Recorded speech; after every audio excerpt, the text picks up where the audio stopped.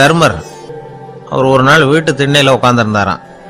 அப்போது தெருவில் ஒரு பிச்சைக்காரன் அந்த வழியாக வந்திருக்கிறான், பிச்சை கேட்டிருக்கான். அந்த சமயத்தில் தர்மர் வேற ஏதோ வேலையாக இருந்திருக்கிறார். அதனால் பிச்சைக்காரனை பார்த்து நாளைக்கு வா அப்படின்னு சொல்லிவிட்டார். அவனும் சரின்னு சொல்லிவிட்டு போயிட்டான். பீமன் இதை பார்த்துக்கிட்டு இருந்தான். உடனே அவன் என்ன செஞ்சான் தெரியுமா? ஒரு முரசை எடுத்துக்கிட்டு கிராமத்தை நோக்கி ஓடனான். முரசை அடிச்சுக்கிட்டு ஏதோ சொல்ல ஆரம்பிச்சிட்டான். தர்மருக்கும் இது தெரிய வந்தது. அவருக்கு ஒன்றும் புரியல. என்னாச்சு உனக்குன்னு கேட்டார். பீமன் சொன்னான், நான் கிராம மக்களுக்கு ஒரு செய்தியை தெரிவிக்க போகிறேன் அப்படின்னா. என்ன செய்தின்னார். எங்கள் அண்ணன் காலத்தை வென்றுட்டார் அப்படிங்கிற செய்தியை சொல்ல போகிறேன்னா. நான் காலத்தை ஜெயிச்சுட்டேனா, எதனால் அப்படி சொல்கிற அப்படின்னு கேட்டார். நீங்கள் பிச்சைக்காரனை நாளைக்கு வர சொன்னீங்களே, அதனால தான் அப்படின்னா. அதனால் என்னன்னார். நீங்கள் அவனை நாளைக்கு வான்னு சொன்னீங்க, நீங்கள் நிச்சயமாக நாளைக்கு இருப்பீங்களா? அந்த பிச்சைக்காரனை நாளைக்கு உயிரோடு இருப்பானா? நாளைக்கு நீங்கள் இருந்தாலும் பிச்சை போடக்கூடிய மனோபாவம் உங்களுக்கு இருக்குமா? பிச்சை நிச்சயம் போடுவீங்களா? நாளைக்கு வரைக்கும் அவன் பிச்சைக்காரனாவே இருப்பாங்கிறது என்ன நிச்சயம்? நாளைக்கு உங்க சந்திப்பு நிச்சயம் நடக்குமா? அதனாலதான் நீங்க காலத்தை ஜெயிச்சுட்டீங்க அப்படின்னு சொல்லி அவ்வளவு நிச்சயமா நான் முடிவு பண்ணிவிட்டேன். அப்படி நீங்க நினைச்சதுனால தான் அவனை நாளைக்கு வர சொல்லியிருக்கிறீங்க. இது எவ்வளவு பெரிய விஷயம். இதை மற்றவங்களுக்கு சொல்லாம இருக்கலாமா? நேரம் ஆயிட்டுது, நான் உடனே ஊருக்குள்ள போய் இதை சொல்லணும், தாமதிக்க முடியாது. ஏன்னா இந்த நேரம் கடந்துட்டுதுன்னா அடுத்த நாழிகை எனக்கு கிடைக்குங்கிறது நிச்சயம் இல்லை அப்படின்னு பீமன் சொல்லி முடிச்சுட்டு புறப்படுறதுக்கு தயாரானான். தர்மர் அவசரமா குறுக்கிட்டார். தம்பி, கொஞ்சம் பொறு, நான் தவறு பண்ணிட்டேன். பரிபூர்ண சுதந்திரம் பெற்ற மனிதன் தான் அப்படி பேச முடியும், அப்படி வாக்குறுதி தர முடியும். அந்த பிச்சைக்காரனை இப்பவே கூப்பிடு, ஏதாவது உடனே கொடுத்து அனுப்பி வச்சு விடுறேன். நாளைக்கு என்ன நடக்குங்கிறது யாருக்கு தெரியும் அப்படின்னார். இந்த கதையிலிருந்து நாம உணர்ந்து கொள்ள வேண்டிய உண்மை என்ன தெரியுமா? நிகழ்காலம் ஒண்ணுதான் நம்ம கையில் இருக்கிறது. அதை தவற விடாமல் சரியா பயன்படுத்திக்கணும். கடந்த காலம்ங்கிறது திரும்பி வர போறதில்ல. எதிர்காலம்ங்கிறது இப்ப நம்ம கிட்ட கிடையாது. அதனால நிகழ்காலத்தை தான் நாம பயன்படுத்திக்க முடியும். ஒரு ஊர்ல ஒரு சோதிடர் இருந்தார். அவர் எதிர்காலத்தை பத்தி அதிகமா சொல்லிட்டு இருப்பார். அவருடைய சோதிடத்தை எப்படியாவது பொய்யாக்கி போடணும் அப்படின்னு சொல்லி 2 இளைஞர்கள் தீர்மானம் பண்ணிட்டாங்க. அதுக்காக ஒரு திட்டம் போட்டாங்க. அது குளிர்காலம். ஒரு இளைஞன் பெரிய கோட்டு ஒன்றை சட்டைக்கு மேலே போட்டுக்கிட்டான். அந்த மேல் கோட்டுக்குள்ள ஒரு புறாவை மறைச்சி வச்சுக்கிட்டான். 2 பேரும் அந்த சோதிடர் வீட்டுக்கு போறாங்க. அவரை பார்த்தாங்க. இதை பாருங்க, இந்த கோட்டுக்குள்ள ஒரு புறாவை மறைச்சி வச்சிருக்கிறோம். அந்த புறா இப்போ உயிரோடு இருக்கா, இறந்து போச்சா, இதை நீங்க சொல்லணும். சரியா சொல்லிவிட்டா உங்க ஜோசியத்தை நம்புறோம் அப்படின்னாங்க. இவங்க மனசுக்குள்ள என்ன திட்டம்னா, புறா உயிரோடு இருக்குன்னு அவர் சொல்லிவிட்டாருன்னா அப்படியே கையால் அமைக்க அதை கொண்டுவிட வேண்டியது. புறா உயிரோடு இல்லைன்னு சொல்லிவிட்டாருன்னா அப்படியே உயிரோடு எடுத்து காட்டிவிட வேண்டியது. இதுதான் அந்த இளைஞர்களோட திட்டம். அவர் என்ன பதில் சொன்னாலும் அவர் சொல்றது பொய்ன்னு நிரூபணம் பண்ணிவிடலாம்ல. இதுதான் அவங்க நம்பிக்கை. இந்த சோதிடர் எல்லா வகையிலையும் தப்பிக்க முடியாதுன்னு அவங்க நம்பினாங்க. ஆனால் அந்த சோதிடர் சொன்ன பதில் இவங்களை திகைக்க வச்சுட்டுது. அவர் என்ன சொன்னார் தெரியுமா? உங்க கோட்டுக்குள்ள இருக்கிற புறா உயிரோடு இருக்கா, செத்து போச்சா அப்படின்னு தானே கேட்குறீங்க. அது உங்க கையில் இருக்கு. அது சாகவும் இல்லை, உயிரோடவும் இல்லை. அந்த பறவையின் வாழ்வும் சாவும் உங்க கையில் தான் இருக்குன்னார். இவங்க தோல்வியை ஒத்துக்கிட்டாங்க. இந்த கதையை நமக்கு ஒரு உண்மையை உணர்த்துது. இன்றைய இளைஞர்கள் எதிர்காலம்ங்கிற பறவையை தங்களுக்குள்ள வச்சிருக்கிறாங்க. அந்த பறவையின் வாழ்வும் தாழ்வும் அவங்க கையில் தான் இருக்கு. நமது வாழ்க்கைங்கிறது நமது கையில். நாம நல்லா இருக்கிறதும் இல்லாம போறதும் நாம தான் காரணம். ஒரு பூங்கா, அங்க ஒருத்தர் நின்றுட்டு இருக்கிறார். நின்றுகிட்டே ஏதோ ஆழ்ந்த யோசனையில் இருக்கிறார். அந்த பக்கமா இன்னொருத்தர் வந்தார். இவரை கவனிச்சார். என்ன யோசனைன்னு கேட்டார். எப்படி எழுந்திருக்கிறதுன்னு யோசனை பண்ணிட்டு இருக்கிறேன்னாரு. அவர் கேட்டவருக்கு ஒரு மாதிரி ஆயிட்டது. ஏற்கனவே நின்றுகிட்டு இருக்கிற ஒருத்தர் எப்படி எழுந்திரிச்சு நிற்கிறதுன்னு யோசிக்கிறாருன்னா அது ஆச்சரியம் தானே. அதுக்கப்புறம் இவர் யோசிக்க ஆரம்பிச்சார். என்ன இவர் இப்படி பேசுறாரு அப்படின்னு. கீழே விழுந்தா தானே எழுந்திரிச்சு நிற்க முடியும். அதனால எழுந்திரிக்கணும்னு நினைக்கிறவங்க முதல்ல கீழே விழணும். இவர் முதல்ல கீழே விழணும், அதுக்கப்புறம் தான் எழுந்திருக்கிறது எப்படின்னு சிந்திக்க முடியும். இந்த உலகத்துல எல்லாருமே கீழே விழுந்து எழுந்தவர்கள் தான். இப்போ இந்த குழந்தை பருவத்தில் கீழே விழாம நடைபயில கற்றுக்கிட்டவங்க யாராவது உண்டா? சின்ன வயசுல ஒரு தடவை கூட கீழே விழலை சார், அப்படியே பிறந்தார் வளர்ந்தார் பெரியவர் ஆயிட்டார் அப்படின்னு யாரையும் சொல்ல முடியாது. அதனால மனுஷங்கிறவன் விழுந்து புரண்டு எழுந்து தான் நடக்க கத்துக்கிறான். ஒரு உண்மையை நாம எல்லாரும் புரிஞ்சுக்கணும். இந்த உலகத்துல தவறு செய்யாத மனிதர்களே யாரும் கிடையாது. அப்படி இருக்கிறப்போ எப்போதாவது நாம தவறு பண்ணிவிட்டோம்னா அதுக்காக மனசு உடைஞ்சு போயிடக்கூடாது, வாழ்க்கையில வெறுப்பு வந்துடக்கூடாது. ஒரு தவறு நடந்துட்டுதா அதுக்காக மனசு உடைஞ்சு போடாதீங்க, அதை ஒரு பாடமா எடுத்துக்கங்க. அதே தவறு மறுபடியும் நடக்காம வேணும்னா பாத்துக்கலாம், அது போதும். தடைக்கல்ல படிக்கல்லாம் மாத்திக்கணும், இதுதான் இதுல முக்கியம். ஒரு அலுவலகம், அங்க ஒரு அதிகாரி, அவர் உயர்ந்த பதவியில் இருந்தார், சிறந்த நிர்வாகின்னு பேர் வாங்கினவர். அவர் தனக்கு கீழே வேலை செய்யறவங்க கிட்ட எல்லாம் சொல்லுவாராம், இந்த நிறுவனத்துல நீங்க எத்தனை தடவை வேணும்னாலும் தவறுகள் செய்யலாம், ஆனா ஒரே விஷயம் என்னன்னா ஒரே தவறை மறுபடியும் செய்யக்கூடாது, அது முக்கியம் அப்படின்பாராம். இதை மேம்போக்கா பார்த்தா அவர் ஏதோ தன்னுடைய ஊழியர்களை தவறு செய்ய தூண்டுறது மாதிரி தெரியும். ஆனா உண்மை அப்படி இல்லை. இன்னைக்கு என்ன நடக்குது தெரியுமா? அநேகமா எல்லா மனிதர்களுமே ஒரே தவறை தான் மறுபடியும் மறுபடியும் செய்யறாங்க. விளையாட்டு வீரர்கள் ஒரே மாதிரியான தவறுகளை திரும்ப திரும்ப செய்யறது உண்டு. கணக்கு எழுதுறவங்களை பாருங்க, ஒரே தப்ப மறுபடியும் மறுபடியும் செய்வாங்க.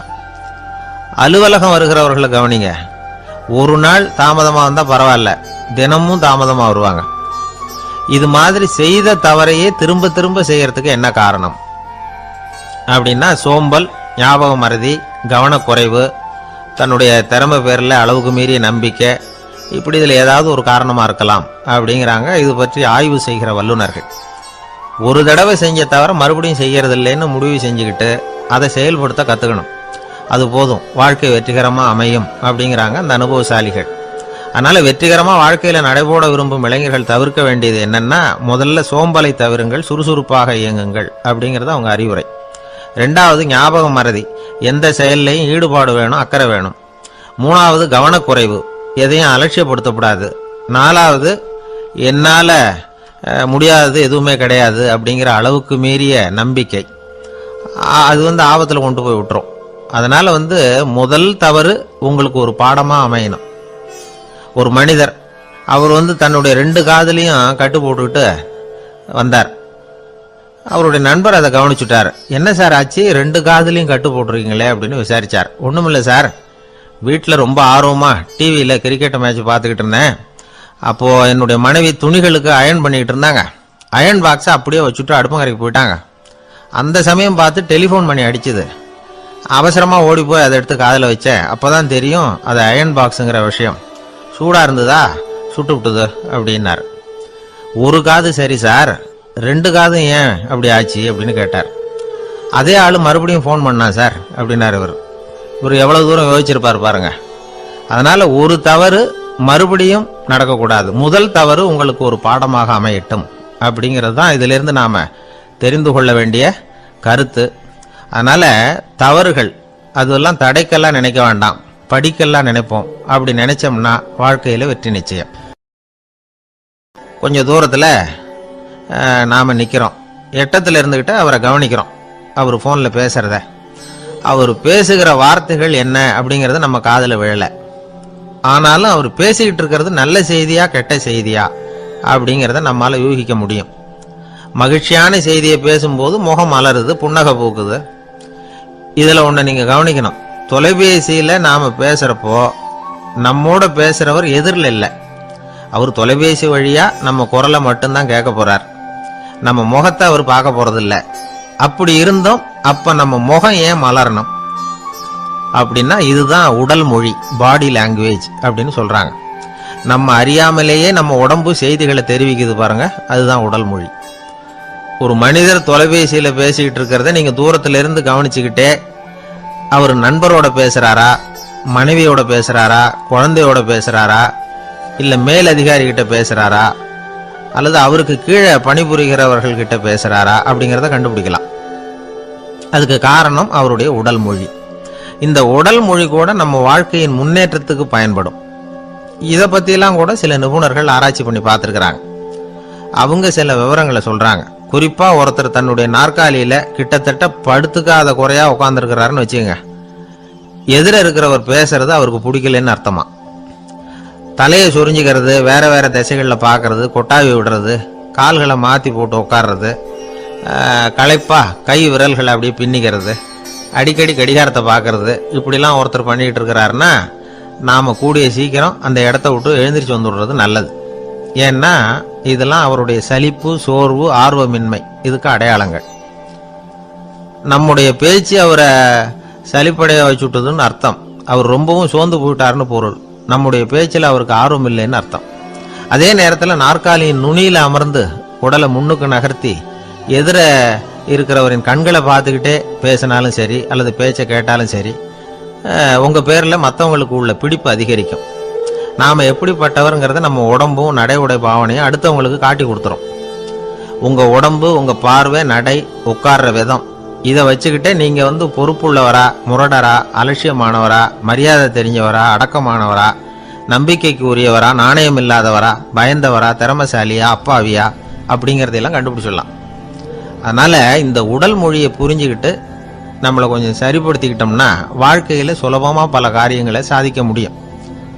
ஒரு மனநல மருத்துவமனை, அங்கே ஒருத்தர் ஒரு நாற்காலியில் உட்காந்துக்கிட்டு கார் ஓட்டுறது மாதிரி அப்படி பாவனை பண்ணிகிட்டு இருந்தார். ஸ்டேரிங்கை திருப்புறது மாதிரி, பின்னாடி வர்ற வண்டியை நிற்க சொல்கிறது மாதிரி, அப்புறம் இவர் ஒதுங்கிக்கிட்டு அவருக்கு வழி விடுறது மாதிரி, இப்படிலாம் சேட்டைகள் பண்ணிக்கிட்டு இருந்தார் மனநல மருத்துவமனையில்.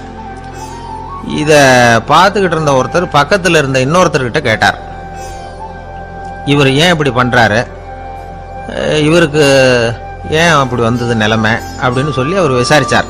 அப்போ அவர் விவரம் சொன்னார். வேற ஒன்றும் இல்லைங்க, இவருக்கு கார் ஓட்டணும்னு ஆசை ரொம்ப காலமாக, அது நிறைவேறாமல் போயிட்டுது. அதுக்கப்புறம் அவர் மனநோயாளியை மாறிட்டார். இங்கே அழைச்சிட்டு வந்தாங்க. இங்கே அழைச்சிட்டு வந்ததுலேருந்து அப்படி தான் பண்ணிகிட்டு இருக்கிறார். அப்போ கார் ஓட்டுறது மாதிரிலாம் பாவனை பண்ணிகிட்டு இருப்பார், திருப்புறது மாதிரி பண்ணுவார், பின்னாடி வர்றவங்களுக்கு இடம் விடுவார், இப்படிலாம் செய்கிறார் அப்படின்னு விவரம் சொன்னாங்க. நீங்கள் சொல்லப்படாதா, இப்போ நீங்கள் கார் ஓட்டலை, வெறும் நாற்காலியில் தான் உட்காந்துருக்குறீங்க அப்படின்னு நீங்கள் சொல்லப்படாதா அவருக்கு அப்படின்னு கேட்டாங்க. அது முடியாதுங்க, ஏன்னா அந்த காரை கழுவுறதுக்காக அவர் தினமும் எனக்கு 10 ரூபா கொடுத்துக்கிட்டு இருக்கிறார் அப்படின்னாராம் அங்கே வேலை செஞ்சுக்கிட்டு இருந்த ஒருத்தர். அதனால் வாழ்க்கையில் நாம் இந்த உடல் மொழியை புரிஞ்சுக்கணும். உடல் மொழிங்கிறது இப்போ ஆரம்பத்தில் சொன்னது மாதிரி அந்த தொலைபேசியில் பேசுகிறவங்கள தூரத்திலேருந்து பார்த்தாவே அவர் யாருக்கிட்ட பேசுகிறார், என்ன பேசுகிறாருன்னு தெரியும். நம்ம முகத்தை நல்லா வச்சுக்கணும். உடல் மொழியை நம்ம புரிஞ்சுக்கிட்டு பயன்படுத்த ஆரம்பித்தோம்னா எந்த முயற்சி பண்ணினாலும் அதில் வெற்றி நிச்சயம். பிரிட்டிஷ் ஆட்சி நடந்துகிட்டு இருந்த காலம் 1920களின் கடைசி. அப்போ நடந்த ஒரு உண்மை நிகழ்ச்சி இது. ஒரு கல்யாண மாப்பிள்ளை ரயிலில் இறங்க போறார். அவரை வரவேற்க ஒரு ராஜ குடும்பமே காத்துக்கிட்டு இருக்குது. மங்களூர்லேருந்து இறங்குற அந்த மாப்பிள்ளை யார் தெரியுமா? ஒரு நாய். உண்மைதான், அந்த நாய்க்கு தான் கல்யாணம். சுதேசி சமஸ்தானத்து மன்னர்களில் ஒருத்தர் ஜூனாகட் மகாராஜா, அவரோட வளர்ப்பு நாய் ரோஷனாரா, அதுக்கு கல்யாணம் பண்ணி வைக்கணும்னு ஆசைப்பட்டார். மாப்பிள்ளை தேடினார். மங்களூர் மகாராஜாவோட வளர்ப்பு நாய் ஒன்று இருந்தது, பேரு பாபி. இது ரெண்டுக்கும் கல்யாணம் நடத்த முடிவு பண்ணார். திருமணத்துக்கு வேண்டிய எல்லா ஏற்பாடுகளையும் பண்ணுங்க அப்படின்னு உத்தரவு போட்டார்.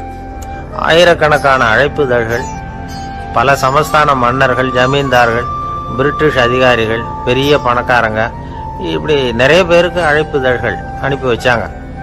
பத்திரிகையை பார்த்தவங்கெல்லாம் திகைச்சு போயிட்டாங்களாம்.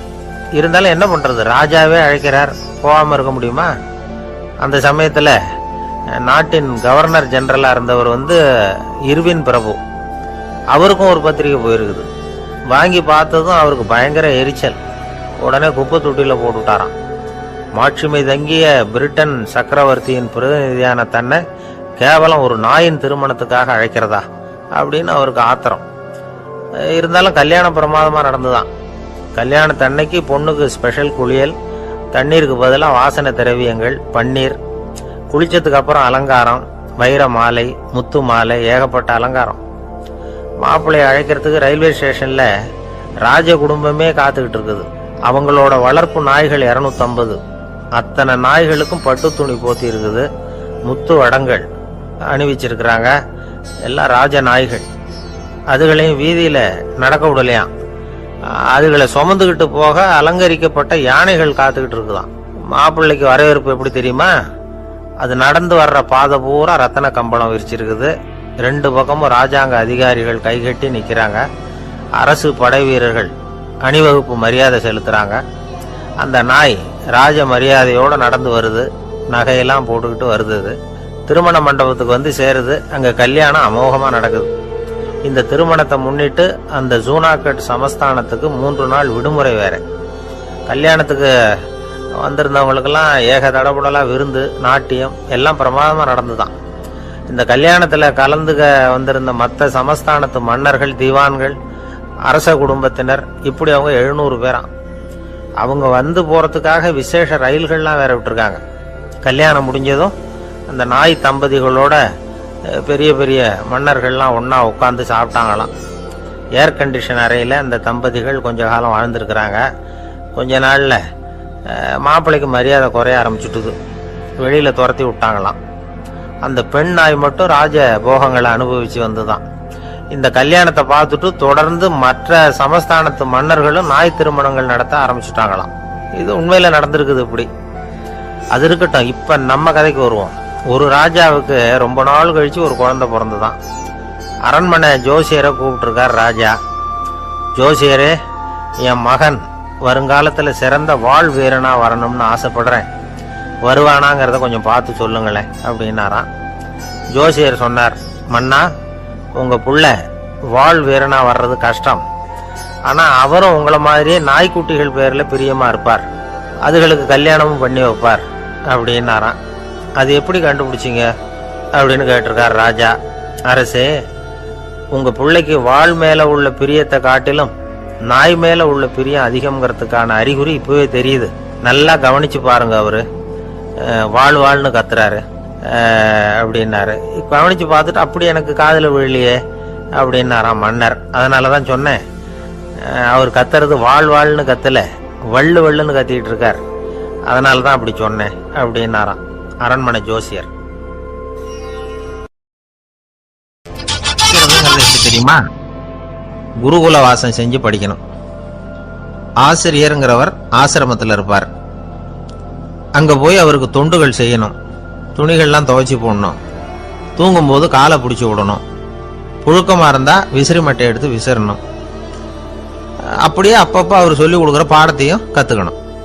அவர் சொல்லிக் கொடுக்குற பாடங்களை ஓலைச்சுவடிகளில் எழுதிக்கணும். இதுதான் குருகுல வாசம்ங்கிறது. இப்போ மாதிரிலாம் கிடையாது.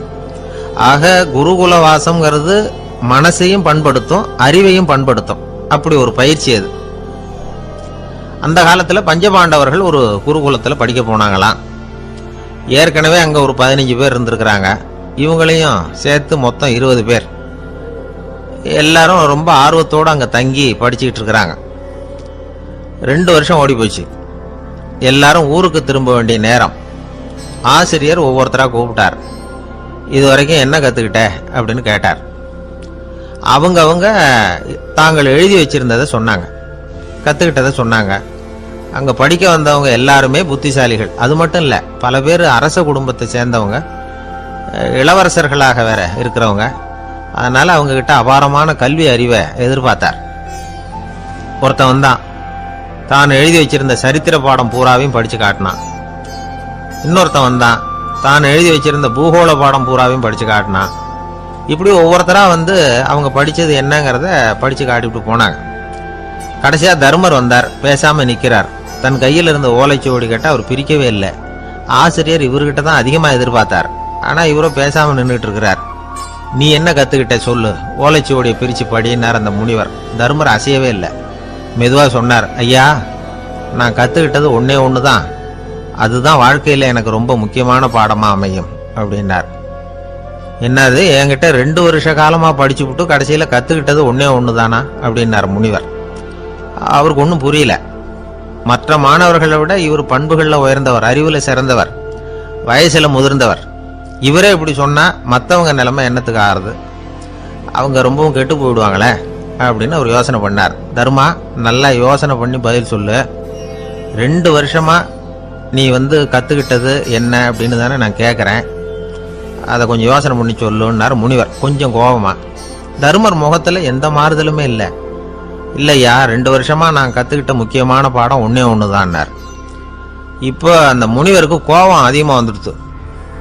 ஏன்பா உனக்கு வெக்கமா இல்லையா? உன்னை விட வயசில் குறைஞ்சவங்க எவ்வளவு பாடம் கற்றுக்கிட்டு இருக்கிறாங்க, எவ்வளவு விரிவாக அவங்க படித்து காட்டினாங்க. நீயும் கூட நிறைய குறித்து வச்சிருக்கிற போல இருக்க, அதை ஏன் பிரித்து படிக்கக்கூடாது அப்படின்னார். ஐயா, நான் சொல்கிறது உங்களுக்கு ஏமாற்றமாக இருந்தால் என்னை மன்னிக்கணும். நான் ரொம்ப முக்கியமாக கற்றுக்கிட்டு இருக்கிறது ஒன்றே ஒன்று தான், மற்ற எதையும் சொல்கிறதுக்கு விரும்பலேன்னார். மாணவர்கள்லாம் சிரிச்சுட்டாங்க. முனிவருக்கு கோபம் அளவுக்கு மீறி வந்துட்டு ஓங்கி அரைஞ்சு விட்டார் தருமரை அவர் கன்னத்தில். தருமர் கண்ணை செவந்து போட்டுது, கண்கள் கலங்கி போச்சு. ஆனாலும் அவர் அமைதியை இழக்கலை, தலை குனிஞ்சு நிற்கிறார். இவருடைய புடிவாதம் முனிவருக்கு இன்னும் ஆத்திரத்தை உண்டாக்கி விட்டது. இன்னொரு கண்ணத்திலே அரைஞ்சார். எல்லாரும் பயந்து போய் அமைதியாக நின்றுட்டு இருக்கிறாங்க. முனிவர் கத்துறார், அப்படி நீ கற்றுக்கிட்ட அந்த முக்கியமான பாடம் தான் என்ன, அதையாவது சொல்லு அப்படின்னார். ஐயா, அதை மட்டும் ஒரு ஓலைச்சுவடியில் தனியாக குறித்து வச்சிருக்கிறேன், இந்தாங்க இதை நீங்களே படித்து பாருங்கன்னார். தருமர் ஓலைச்சுவடியை நீட்டினார். முனிவர் அதை வாங்கி பிரித்தார், சத்தம் போட்டு படித்தார். என்ன எழுதியிருக்காருன்னா, எப்படிப்பட்ட சோதனை ஏற்பட்டாலும் நிதானம் இழந்து கோபத்துக்கு ஆளாகக்கூடாது அப்படின்னு. இதுதான் அந்த ஓலைச்சுவடியில் அவர் எழுதி வச்சிருந்தது. அந்த ஒரு கணத்திலேயே முனிவரும் எல்லா மாணவர்களும் தருமரை புரிஞ்சுக்கிட்டாங்களாம். அவர் கற்றுக்கிட்டது ஏட்டு சுரக்காய் இல்லை, வாழ்க்கையில் பயன்படக்கூடிய முக்கியமான அனுபவ பாடம். முனிவர் கண்களில் கண்ணீர். தருமரை அன்போட கட்டி தழுவிக்கிட்டார். அப்புறம் சொன்னார், தர்மா என்னை மன்னிச்சிரு, நீ மாணவன் இல்லை ஆசிரியன். நான் இதுவரைக்கும் தெரிஞ்சிக்காத அனுபவ பாடத்தை நீ இப்போ எனக்கு கற்றுக் கொடுத்துட்ட அப்படின்னு சொன்னாராம். அதனால் நிதானம் தவறக்கூடாதுங்கிறது ரொம்ப முக்கியமான ஒரு செய்தி. ஒரு ஆசிரியர் மாணவனை ஒரு கண்ணத்தில் ஓங்கி அரைஞ்சுட்டார். இவன் நிதானம் தவறல, அமைதியாக நின்றுக்கிட்டு இருந்தான். அவர் ஒரு தடவை அரைஞ்சதும் எப்படி உன்னால் நிதானம் தவறாமல் இருக்க முடிஞ்சுது அப்படின்னு கேட்டாங்க நண்பர்கள். அவன் சொன்னான், நான் நிதானம் தவறி இருந்தா எங்கள் வாத்தியார் இன்னொரு கண்ணத்துலேயும் அரைஞ்சிருப்பார், அது அதை விட பலமாக இருக்கும், அதனால தான் நான் அப்படி இருந்தேன் அப்படின்னு நானான். ஆக நாம தெரிந்து கொள்ள வேண்டியது வாழ்க்கையில நிதானம் தவறாமல் இருக்க வேண்டும், அதுதான் வெற்றியின் ரகசியம். ஒரு நண்பர்கிட்ட பேசிக்கிட்டு இருந்தேன். அவருடைய உறவினர் ஒருத்தர் ஒரு நேர்முக தேர்வுக்கு போயிருந்தாராம், இன்டர்வியூக்கு. ரொம்பவும் பொறுப்பாகவும் கவனமாகவும் செயல்பட வேண்டிய பதவிக்கான நேர்காணல் அது. இவர் எழுத்து தேர்வில் ஏராளமான மதிப்பெண்கள் வாங்கிவிட்டார். அதனால் அதை பற்றி கவலை இல்லை. இப்போ நேர்முக தேர்வில் தேர்வு பெறணும். ஏராளமான சான்றிதழ்கள் வச்சிருந்தார். நேர்காணலில் கேட்கப்பட்ட எல்லா கேள்விகளுக்கும் சரியான பதில தான் சொன்னார். இருந்தாலும் பாருங்க, அந்த நேர்முக தேர்வில் அவர் தேர்ந்தெடுக்கப்படலை. என்ன காரணம் அப்படின்னு பின்னாடி விசாரிச்சப்போ தான் விவரம் தெரிஞ்சுதான். அது என்ன ஆயிருக்குதுன்னா, அந்த நேர்காணலின் போது இவர் நடந்துகிட்ட முறையில் சில தவறுகள் நடந்து போச்சான். முக்கியமா 2 தவறுகள். ஒன்று, அவங்க ஒரு கேள்வியை கேட்டு முடிக்கிறதுக்குள்ளேயே இவர் பதில் சொல்ல ஆரம்பிச்சுட்டாராம். 2வது என்னன்னா, இவர் நாற்காலியில தாராளமா இயல்பா சாஞ்சி உட்காராம நாற்காலி முனையில உட்கார்ந்துருந்தாராம். இந்த 2 விதமான செயல்பாடுகளும் இவர் அவசரப்படுறவர், பதற்றப்படுறவர் அப்படிங்கிறதுக்கான அடையாளங்கள். அதாவது கேள்வியை கேட்டு முடிக்கிறதுக்குள்ளேயே முந்திக்கிட்டு பதில் சொல்றது. 2வது, நாற்காலியில இயல்பா தாராளமா உட்காராம நாற்காலி முனையில உட்கார்றது.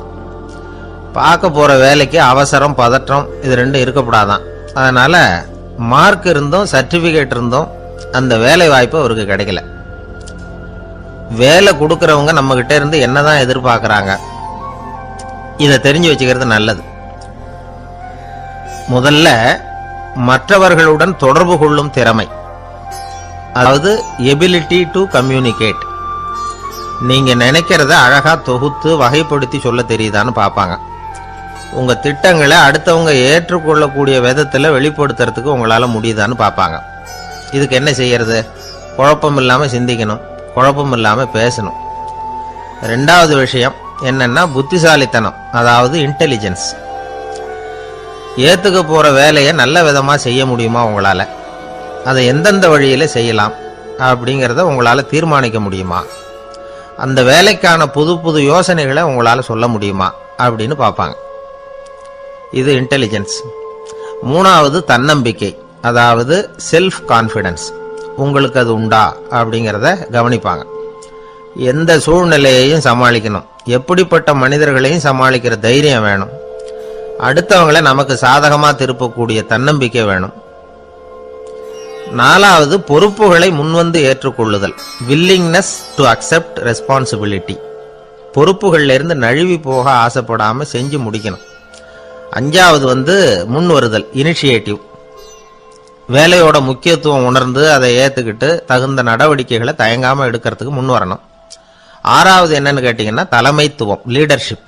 4 பேருக்கு தலைமை தாங்கி நல்ல விதத்துல நடந்துக்க தெரியுதா. 7வது கற்பனை திறன், இமேஜினேஷன். சில பிரச்சனைகள் வரக்கூடும் அப்படின்னு முன்கூட்டியே யூகிச்சு அதுக்கு தகுந்த மாதிரி நடவடிக்கை எடுக்கிற திறமை உண்டா அப்படிங்கிறத பார்ப்பாங்க. 8வது என்னன்னா வளைந்து கொடுத்தல், ஃபிளெக்சிபிலிட்டி. சூழ்நிலைக்கு தகுந்த மாதிரி, மாற்றங்களுக்கு தகுந்த மாதிரி அனுசரித்து நடந்துக்கிறதுக்கு தெரியுதா அவங்களுக்கு அப்படிங்கிறத கவனிப்பாங்க. அடுத்தது திறமைகளை வெளிக்கொணரும் திறமை, இன்டர்பர்சனல் ஸ்கில்ஸ். அடுத்தவங்க கிட்ட இருக்கிற திறமையை கண்டுபிடிச்சி அதை நல்ல விதத்தில் ஊக்கப்படுத்தி பயன்படுத்த தெரியுதா அப்படின்னு பார்ப்பாங்க. 6வது சுய அறிவு, செல்ஃப் நாலேஜ். அடுத்தவங்க நம்மளை பற்றி என்ன நினைக்கிறாங்க அப்படிங்கிறத நம்மளால் புரிஞ்சுக்க முடியுதாங்கிறது முக்கியம். அடுத்தது போட்டி மனப்பான்மை, காம்படிட்டிவ்னஸ். அடுத்தவங்களை ஒப்பிட்டு பார்த்து அதை விட ஒரு படி மேலே வரணுங்கிற குணம் வேணும். இதுக்கு அடுத்தது என்னன்னா குறிக்கோளை வெல்லுதல், கோல் அச்சீவ்மெண்ட். குறிக்கோளை சவாலாக எடுத்துக்கிட்டு அதை அடையணும்.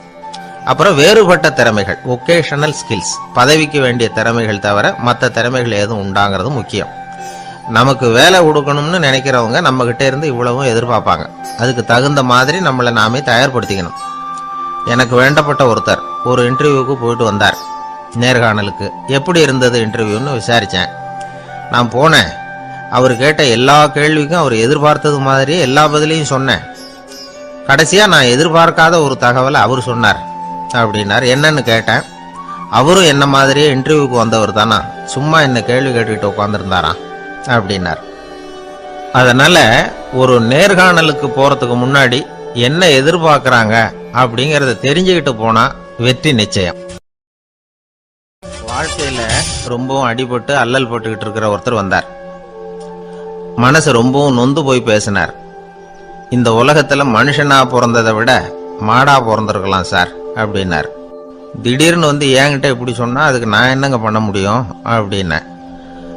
உங்ககிட்ட வரணும்னு தோணுச்சு, அதனால வந்தேன் அப்படின்னார். சரிங்க, இப்படி ஒரு யோசனை வந்ததுக்கு என்ன காரணம் அப்படின்னு சொல்லி அவர்கிட்ட கேட்டேன்.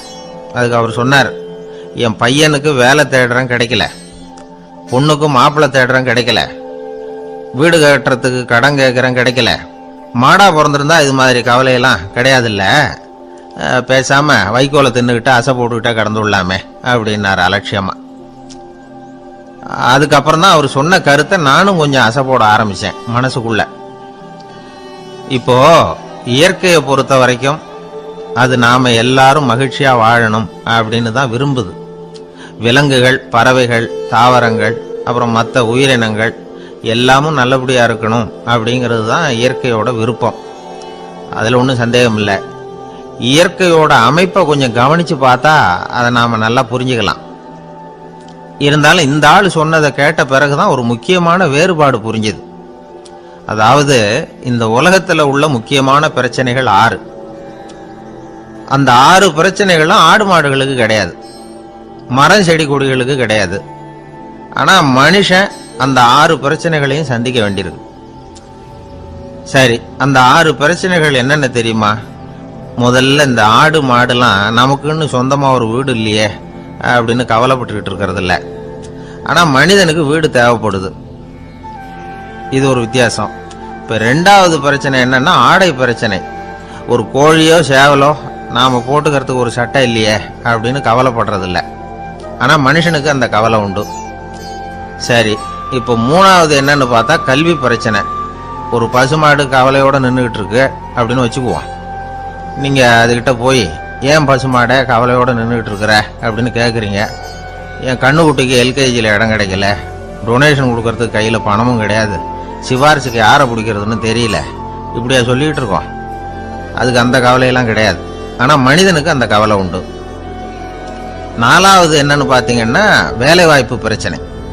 வேலை கிடைக்கலையே அப்படின்னு வேப்ப மரம் கவலைப்படுறதில்ல, ஆனால் மனுஷன் கவலைப்படுறான்.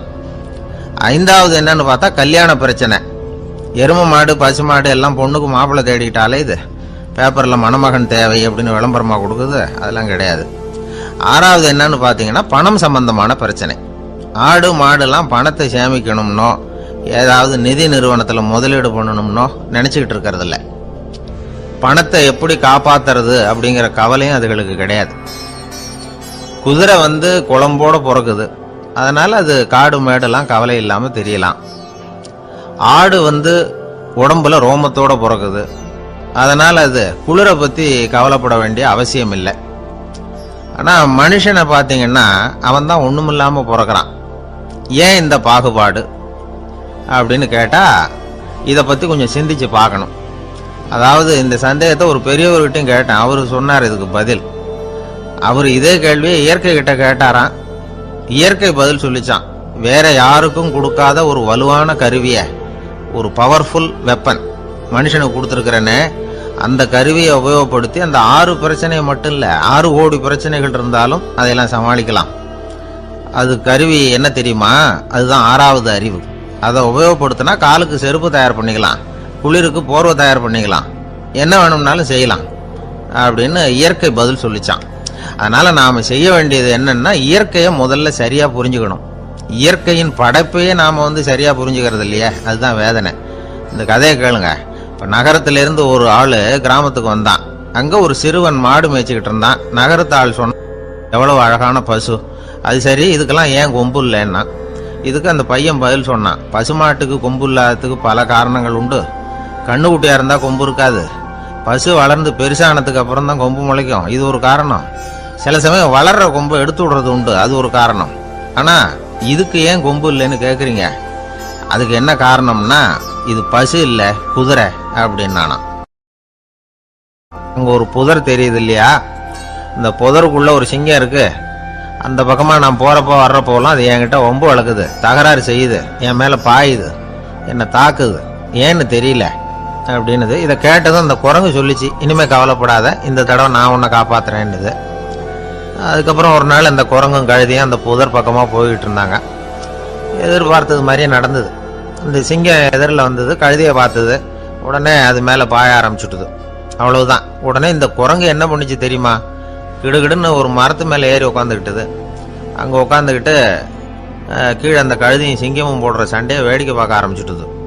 கொஞ்ச நேரம் கழித்து அடிபட்ட காயத்தோடு அந்த கழுதை மெதுவாக நடந்து வந்தது. குரங்கும் மெல்ல மரத்தை விட்டு கீழே இறங்கிச்சு. இப்போ கழுதை கேட்டுது, என்னை காப்பாத்துறேன்னு சொல்லிவிட்டு காலை வாரி விட்டுட்டியே, நீ பாட்டுக்கு மரத்து மேலே ஏறி உட்காந்துக்கிட்டே, அது நியாயமானது. குரங்கு பரிதாபமாக அதை பார்த்துது. நான் மரத்து மேலே இருந்து நீங்கள் 2 பேரும் சண்டை போட்டதை பார்த்துக்கிட்டு தான் இருந்தேன். உன்னோட சத்தம் தான் அதிகமாக இருந்தது, அது நீ சிரிக்கிற மாதிரி எனக்கு கேட்டுது, அதனால நீ தான் ஜெயிச்சுக்கிட்டு இருக்க போல இருக்கு அப்படின்னு நினச்சிவிட்டேன்னு. இன்னைக்கு பல பேர் இப்படி தான் இருக்கிறாங்களாம்.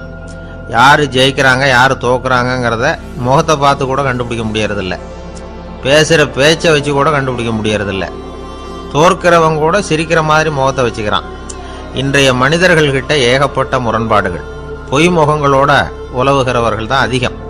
உண்மை முகம் எங்கே இருக்குது அப்படிங்கிறத புரிஞ்சுக்கிட்டு நண்பர்களை தேர்ந்தெடுக்கணும் அப்படிங்கிறது ஒரு முக்கியமான கருத்து. கடவுள் இந்த உலகத்தை படைச்சுட்டு அதுக்கப்புறமும் கொஞ்ச நாள் இங்கேயே தங்கியிருந்தாராம். அப்போ தான் அவருக்கு ஒரு உண்மை புரிஞ்சுதான், இந்த உலகத்தில் தங்கி இருக்கிறது எவ்வளவு இடைஞ்சல்னு. தினமும் மனிதர்கள் தேடி ஏதாவது புகார் சொல்லிக்கிட்டே இருந்தாங்களாம், எனக்கு அது வேணும் இது வேணும்னு கேட்டுக்கிட்டே இருந்தாங்களாம். சில பேர் வந்தாங்க, நாங்கள் விவசாயம் பண்ணுறோம், தண்ணி இல்லாமல் பயிர் காயுது, எங்களுக்கு மழை வேணும் அப்படின்னாங்க. அவங்க போனதும் அதுக்கப்புறம் சில பேர் வந்தாங்க, நாங்கள் மண்பானை செய்கிறவங்க, நிறைய பானை செஞ்சு வச்சுருக்குறோம், மழை பெஞ்சால் எல்லாம் கரைஞ்சி வீணாக போயிடும், அதனால் இன்றைக்கி மழை பெய்யக்கூடாதுன்னாங்க. கடவுள் பார்த்தார், அவருக்கு என்ன பண்ணுறதுன்னே தெரியல, ஏகப்பட்ட குழப்பம், தலையை பிச்சுக்கலாம் போல் இருந்தது, கிட்டத்தட்ட பைத்தியம் பிடிக்கிற அளவுக்கு ஆயிட்டுது. எல்லாருடைய ஆசைகளையும் அவரால் நிறைவேற்ற முடியல, ஏன்னா ஒன்றுக்கு ஒன்று முரண்பாடாக இருந்தது. ஒரு நாள் தன்னுடைய அமைச்சரவையை கூட்டி ஆலோசனை கேட்டார், என்ன செய்யலாம்னு சொல்லுங்கன்னார். இது என்ன பிரமாதம், பேசாமல் இமயமலை அடிவாரத்தில் போய் உட்காந்துங்க, யாரும் தொந்தரவு பண்ண மாட்டாங்கன்னாங்க. அங்கேயும் மனிதர்கள் வர ஆரம்பிச்சுருவாங்களேன்னார் கடவுள். சரி அப்படின்னா சந்திரனில் போயிருந்துக்கலாமேன்னாங்க. அங்கேயும் மனுஷன் குடி வர போகிறான் அப்படின்னார் கடவுள். வெகு தூரத்துக்கு அப்பால் உள்ள நட்சத்திர மண்டலத்துக்கு போயிடலான்னாங்க. இதெல்லாம் நிரந்தர தீர்வாகாது, நிரந்தரமாக இந்த மனிதனுடைய தொல்லையிலேருந்து நான் விடுபடணும், அதுக்கு ஏதாவது வழி சொல்லுங்கன்னார் கடவுள். ஒரு வயசான ஆள் வந்தார்.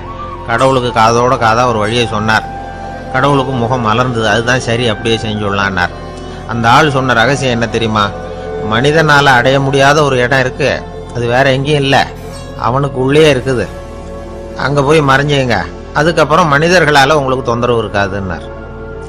மனிதன் நினைக்காத இடம் அதுதான். அதாவது உள்ளுக்குள்ள இருக்கிற உண்மையை புரிஞ்சுக்காம வெளியில எங்கேயோ அது இருக்கிறதாக நினைச்சு வரட்டிக்கிட்டு அலையறான் மனுஷன்.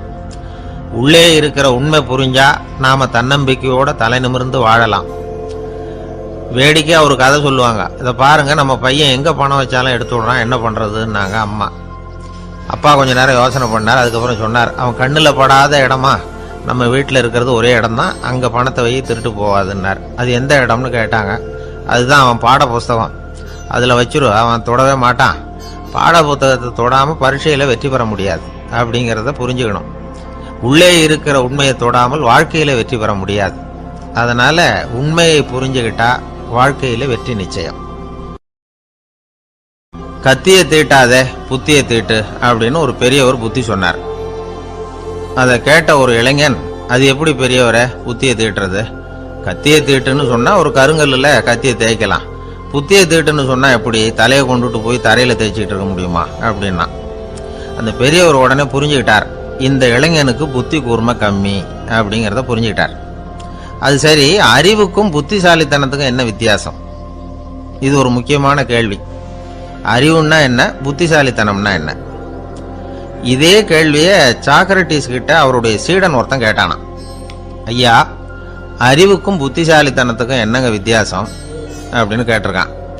சாக்ரட்டிஸ் நிமிர்ந்து பார்த்துருக்கிறார் அந்த சீடனை. அதுக்கப்புறம் சொன்னாராம், நான் சொல்கிறேன் உன்னுடைய கேள்விக்கு பதில், ஆனால் அதுக்கு முன்னாடி நீ ஒரு காரியம் பண்ணணும்னாரான். என்னங்க செய்யணும் சொல்லுங்கன்னு இருக்கான். அதோ பாரு, ஒரு பெரியவர் உட்காந்துருக்கிறாரு, அவர்கிட்ட போ, இங்கேருந்து பக்கத்தில் இருக்கிற அந்த கிராமத்துக்கு போய் சேர எவ்வளவு நேரம் ஆகும் அப்படின்னு கேட்டுட்டு வா அப்படி சொன்னார் சாக்ரட்டிஸ். சரின்னு சொல்லிவிட்டு இவன் போனான். அந்த பெரியவர் முன்னாடி போய் நின்னான். ஏங்க பெரியவரை, இங்கேருந்து அதோ தெரியுத அந்த கிராமத்துக்கு போய் சேர்றதுக்கு எவ்வளவு நேரம் ஆகும் அப்படின்னு கேட்டான். பெரியவர் நிமிர்ந்து பார்த்தார், ஆனால் பதில் எதுவும் சொல்லலை. இவன் மறுபடியும் ஒரு தடவை அதே கேள்வி அவர்கிட்ட கேட்டான். என்னங்க, நான் கேட்குறது உங்கள் காதில் விழுதா? அந்த கிராமத்துக்கு போய் சேர்றதுக்கு எவ்வளோ நேரம் ஆகும் அப்படின்னு சொல்லி மறுபடியும் கேட்டான். அப்பவும் அவர் பதில் சொல்லலை. உடனே அவன் மனசுக்குள்ளே முடிவு பண்ணிக்கிட்டான், சரி பெரியவர் ஒரு மாதிரியாக தெரிகிறார், புத்தி சுவாதீனம் சரியில்லாத ஒரு மாதிரி தெரியுது அப்படின்னு நினச்சிக்கிட்டே வந்த வழியிலே திரும்பி வந்துட்டான். கொஞ்சம் தூரம் நடந்திருப்பான். இப்போ அந்த பெரியவர் மறுபடியும் கூப்பிட்டார், இளைஞனே இப்படி வாழ்னார். இவனுக்கு ஒன்றும் புரியல. மறுபடியும் திரும்பி நடந்தான். அவர் முன்னாடி போய் நின்னான். பெரியவர் சொன்னார், தம்பி, இங்கேருந்து அந்த கிராமத்துக்கு போய் சேர்றதுக்கு 5 நிமிஷம் ஆகும் அப்படின்னார். இப்போ அந்த இளைஞன் அந்த முதியவரை ஒரு மாதிரியாக பார்க்க ஆரம்பித்தான். அதுக்கப்புறம் கொஞ்சம் யோசித்தான். பிறகு அவர்கிட்டே கேட்டுட்டான், ஏங்க பெரியவரை, இதே பதிலை அப்போவே என்கிட்ட சொல்லியிருக்கலாமே, என்னை திரும்பி போன்னு சொல்லிவிட்டு பாதி தூரம் போனதுக்கப்புறம் மறுபடியும் கூப்பிட்டு அதுக்கப்புறம் இப்படி சொல்கிறீங்களே, இது நியாயமா அப்படின்னா. பெரியவர் சிரிச்சார். அதுக்கப்புறம் சொன்னார், ஏன்பா, நீ எவ்வளவு வேகமாக நடக்கிறேங்கிறத பார்க்காம நீ கிராமத்துக்கு போய் சேர வேண்டிய நேரத்தை எப்படி என்னால் சொல்ல முடியும்? அதனால தான் உன்னை கொஞ்சம் தூரம் நடக்க விட்டு உன்னுடைய நடையின் வேகம், அந்த கிராமம் இருக்கிற தூரம் ரெண்டையும் கணக்கு போட்டு அதுக்கப்புறம் நேரத்தை சொன்னேன்னார். சீடன் வந்து தலை குனிந்தான். அப்படியே திரும்பி வந்து சாக்ரட்டிஸ் முன்னாடி நின்னான். சாக்ரட்டிஸ் இப்போ சொல்கிறார், தம்பி, அதுக்கு பேர் தான் புத்திசாலித்தனம். இந்த அறிவு கூர்மை வந்து எல்லா இளைஞர்களுக்கும் வரணும் அப்படிங்கிறதுக்காகத்தான் கத்தியை தீட்டாத புத்தியை தீட்டு அப்படின்னு பெரியவங்கள்லாம் சொல்லிகிட்டு இருக்கிறாங்க. புத்தியை தீட்டுறவங்கெல்லாம் வாழ்க்கையில் அறிவாளியாராங்க, தீட்டாதவங்க கோமாளியாராங்க. இதுதான் இன்னைக்கு நடக்கிறது. அதனால் அறிவு கூர்மைங்கிறது வேற. இந்த காலத்து ஆசாமி ஒருத்தர் இன்னொருத்தரை பார்த்து கேட்டார், ஏங்க, ஒரு விமானம் இங்கேருந்து புறப்பட்டு 2 மணி நேரத்தில் மதுரைக்கு போய் சேருது. நல்லா கவனிங்க, ஒரு விமானம் இங்கேருந்து புறப்பட்டு 2 மணி நேரத்தில் மதுரைக்கு போய் சேருது அப்படின்னா என்னோட வயசு என்னன்னு கேட்டார். இவர் கேட்கறதுல ஏதாவது அர்த்தம் இருக்கா? அதாவது இங்கேருந்து புறப்பட்டு 2 மணி நேரம் ஆகுது மதுரைக்கு போகிறதுக்கு, அப்படின்னா என் வயசு என்னன்னு கேட்குறாரே. இதை கேட்ட உடனே அவர் பதில் சொன்னார். அப்படின்னா உங்களோட வயசு 20 அப்படின்னார்.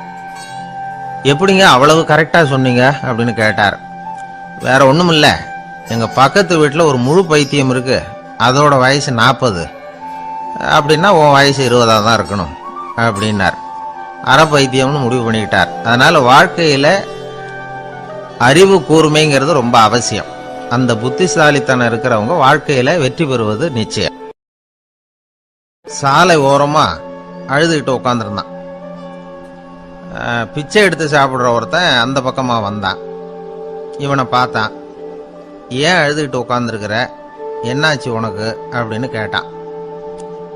அதுக்கு இவன் சொன்னான், என்கிட்ட ஒண்ணுமே இல்லை, நான் இந்த உலகத்துல இருந்து என்ன பிரயோஜனம், அதனால தான் அழுதுகிட்டு இருக்கிறேன் அப்படின்னா. உன்கிட்ட மறைஞ்சிருக்கிற புதையல் என் கண்ணுக்கு நல்லா தெரியுது, அது உனக்கு புரியல, அதனால தான் அழுதுகிட்டு இருக்கிற அப்படின்னா. என்னது புதையல் இருக்குதா, உன் கண்ணுக்கு தெரியுதா அப்படின்னு கேட்டான். ஆமாம் எனக்கு தெரியுது, அந்த புதையலை நீ விற்கிறதுக்கு தயாராக இருக்கிறியா அப்படின்னு கேட்டான் இவன். இதை கேட்டதும் அந்த இளைஞனுக்கு ரொம்ப ஆச்சரியமாக போச்சு. என்னது இப்படி கேட்குறானே அப்படின்னு. என்கிட்ட ஒரு காசு கூட இல்லையே, அப்படி இருக்கிறப்போ புதையல் எங்கேருந்து வந்தது அப்படின்னா. இந்த நேரத்தில் அந்த பிச்சைக்காரன் சிரிச்சான். இப்படி தான் இந்த உலகத்தில் எல்லாரும் சொல்லிகிட்டு இருக்கிறாங்க, என்கிட்ட ஒன்றுமே இல்லை ஒன்றுமே இல்லைன்னு சொல்லி.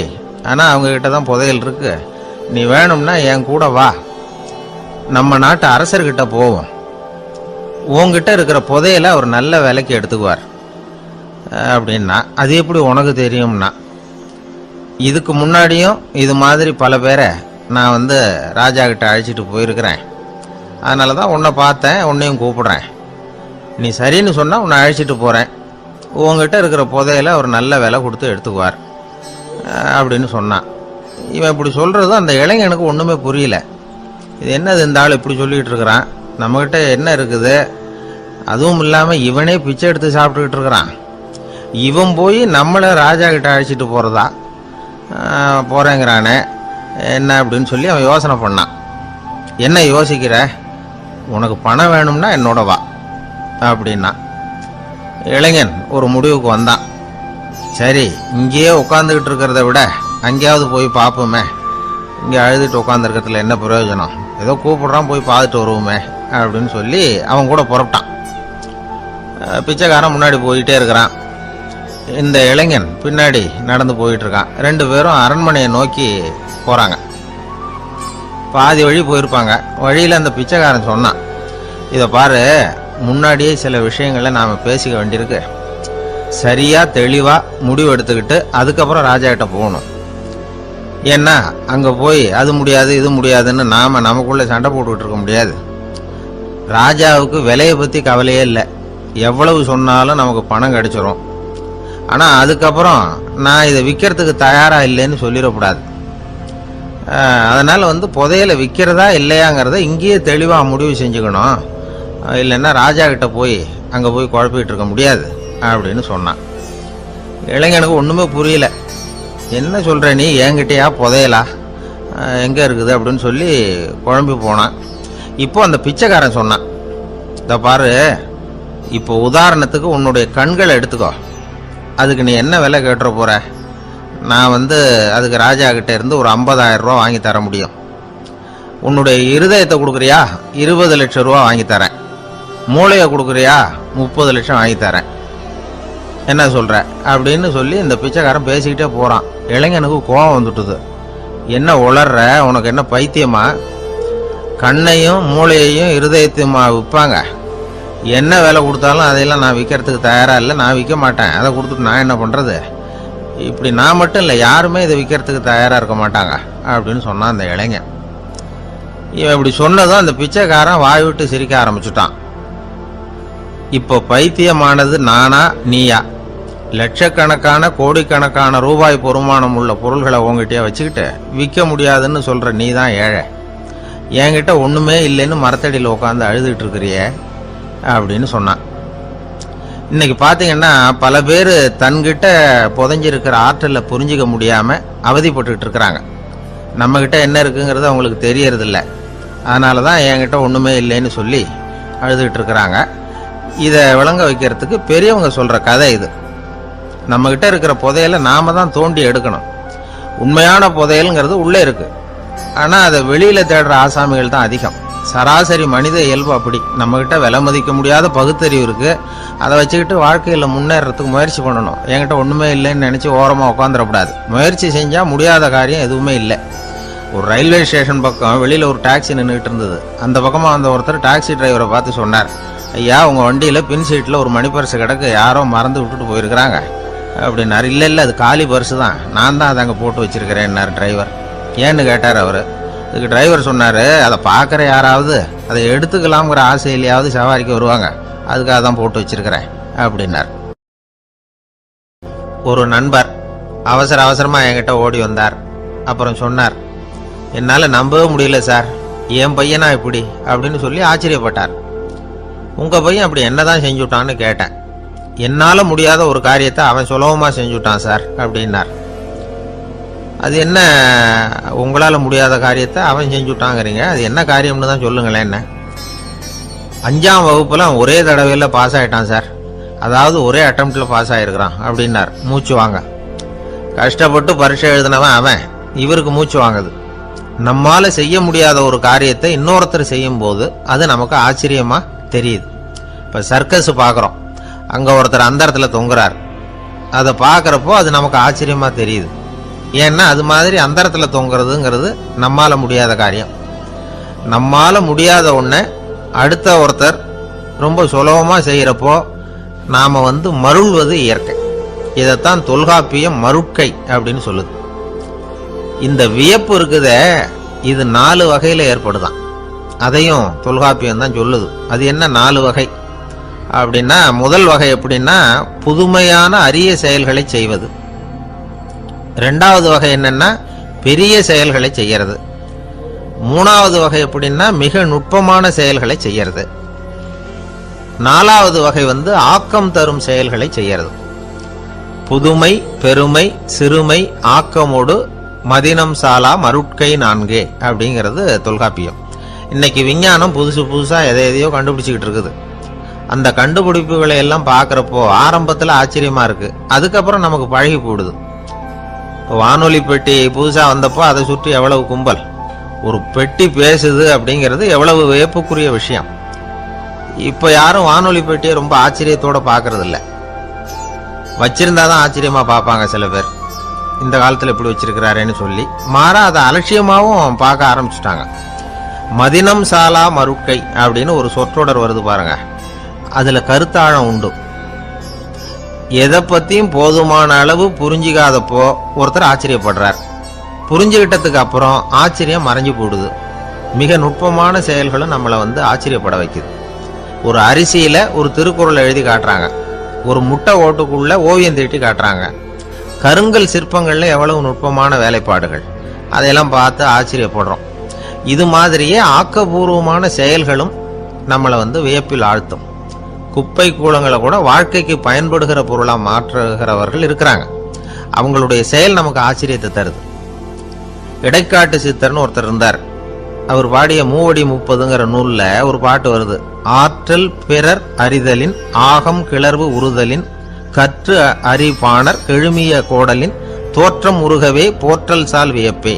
ஒருத்தருடைய ஆற்றல் தெரியாமல் இருந்தது, அவருடைய அரிய செயல்களை பார்க்கும் பொழுது வியப்பா இருந்தது, மனசுக்குள்ள கிளர்ச்சி. பாவலர்கள் இவர்கள் புகழப்பாடி மற்றவர்களும் தெரிந்து கொள்ளுமாறு செய்கிறார்கள். ஆக எல்லா வகையிலுமே மக்கள் தங்களுடைய வாழ்க்கையில முன்னேறுவதற்கு வழிகாட்டுகிற ஒரு மெய்ப்பாடு தான் வியப்புங்கிறது. இன்னைக்கு இளைஞர்கள் இதை நல்லா புரிஞ்சுக்கணும். ஆச்சரியப்படுங்கள், ஆச்சரியப்பட வைப்பீர்கள். இந்த காலத்துல நம்ம எப்படி எல்லாமோ ஆச்சரியப்பட வைக்கிற அதிசய மனிதர்கள் இருக்கிறாங்க. ஒரு ஆளை பிடிச்சி ஜெயிலுக்கு கொண்டுட்டு வந்தாங்க.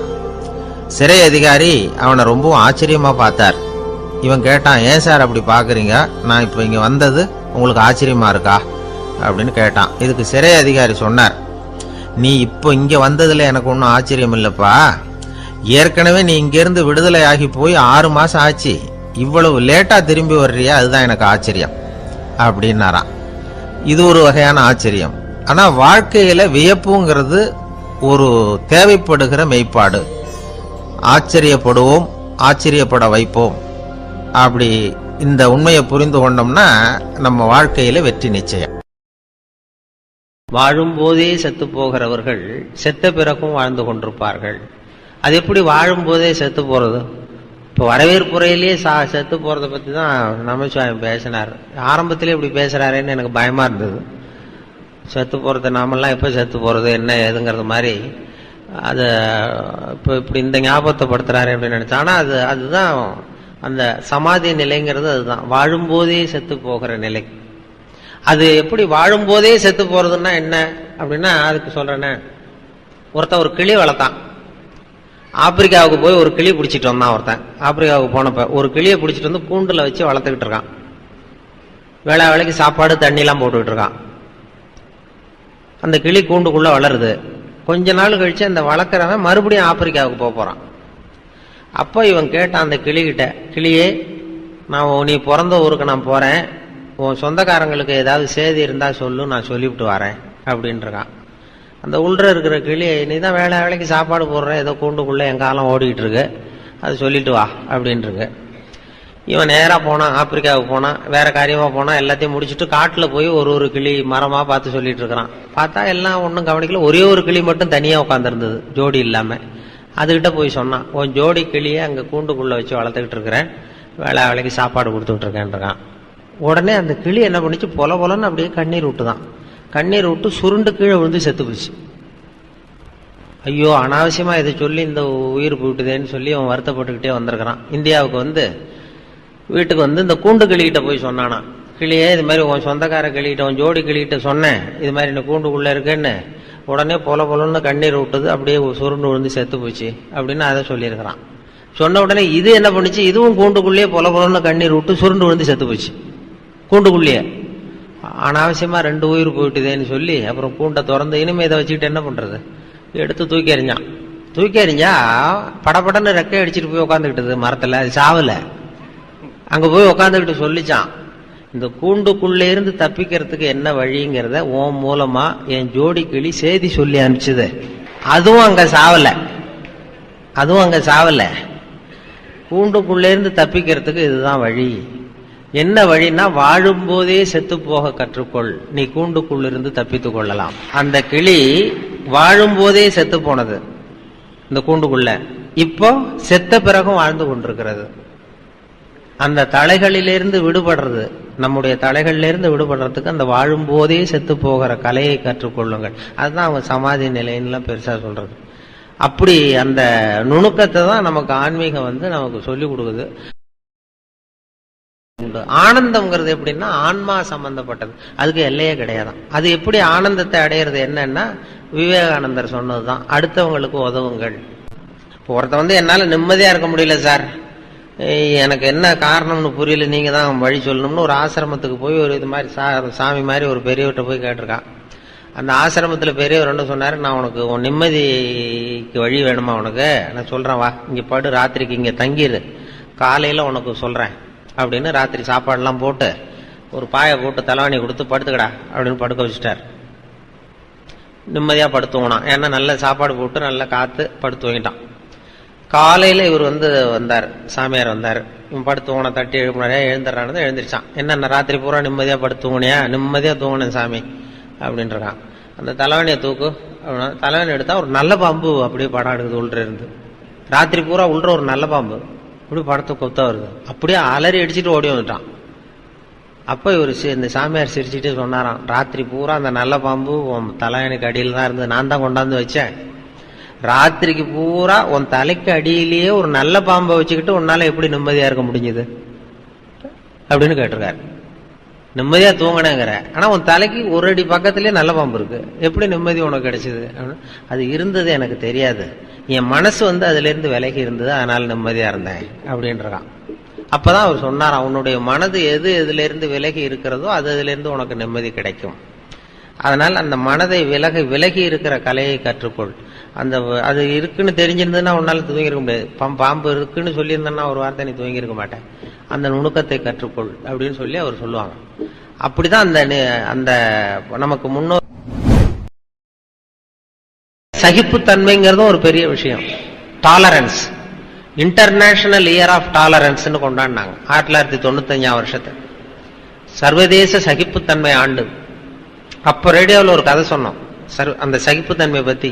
அது என்னன்னா அந்த டாக்டர் கதை. அந்த டாக்டர் ஒருத்தர் ரூமில் உட்காந்துருக்காரு. ஒரு டாக்டர் ரொம்ப பிஸி டாக்டர். வெளியில் வரிசையாக பெஞ்சு போட்டிருக்கு. 40 பேர் உட்காந்துருக்கிறான் டாக்டரை பார்க்கறதுக்கு கியூவில். 40 பேரும் சட்டையை கட்டி சுருட்டி வச்சிருக்கான். 40 பேர் வாயிலே 40 தெர்மாமீட்டர் இருக்கு. எல்லாம் ஒரே வியாதிக்காக வந்திருப்பான். தெர்மாமீட்டரோட உட்காந்துருக்கான் 40 பேர். அதே தெருவில் ஒருத்தன் காலண்டர் மாட்டுறதுக்கு ஆணி அடிச்சிருக்கான். விரல் நசுக்கி போச்சு. சரி நம்ம தெரு தானே சிஸ்டர் இதில் ஏதாவது வச்சு விடுங்கன்னா நீ 41வது ஆளா உட்காரு அப்படின்னு இருக்கு அந்த நர்ஸு. சரின்னு உட்காந்துருக்கான். சட்டையை கட்டுன்னு இருக்கு. இல்லைடா இங்கே விரல் தான் சிஸ்டர். இங்கே பாரு எல்லாரையும் பார் எல்லாம் சட்டையை கட்டி வச்சிருக்கான். சரி நமக்கு என்னன்னு சட்டையை கட்டி சுருட்டி பந்து மாதிரி வச்சான். வாயை தோற அப்படின்னு திறந்தான். ஒரு தெர்மாமீட்டர் வச்சுட்டு ஓடி போச்சு. இவன் வாயில தெர்மாமீட்டர் வச்சுக்கிட்டு யோசிக்கிறான், இது எதுக்கு தெர்மாமீட்டர் வச்சாங்க, விரல் தானே நசுக்கிருக்கிறோம், எதுக்குன்னு போனா வாயை திறக்க முடியல. சரி பக்கத்துல இருக்கிறவனை கேட்கலாம்னா அவனும் ஏதோ பேசுறதுக்கு தயாரா இருக்கான்.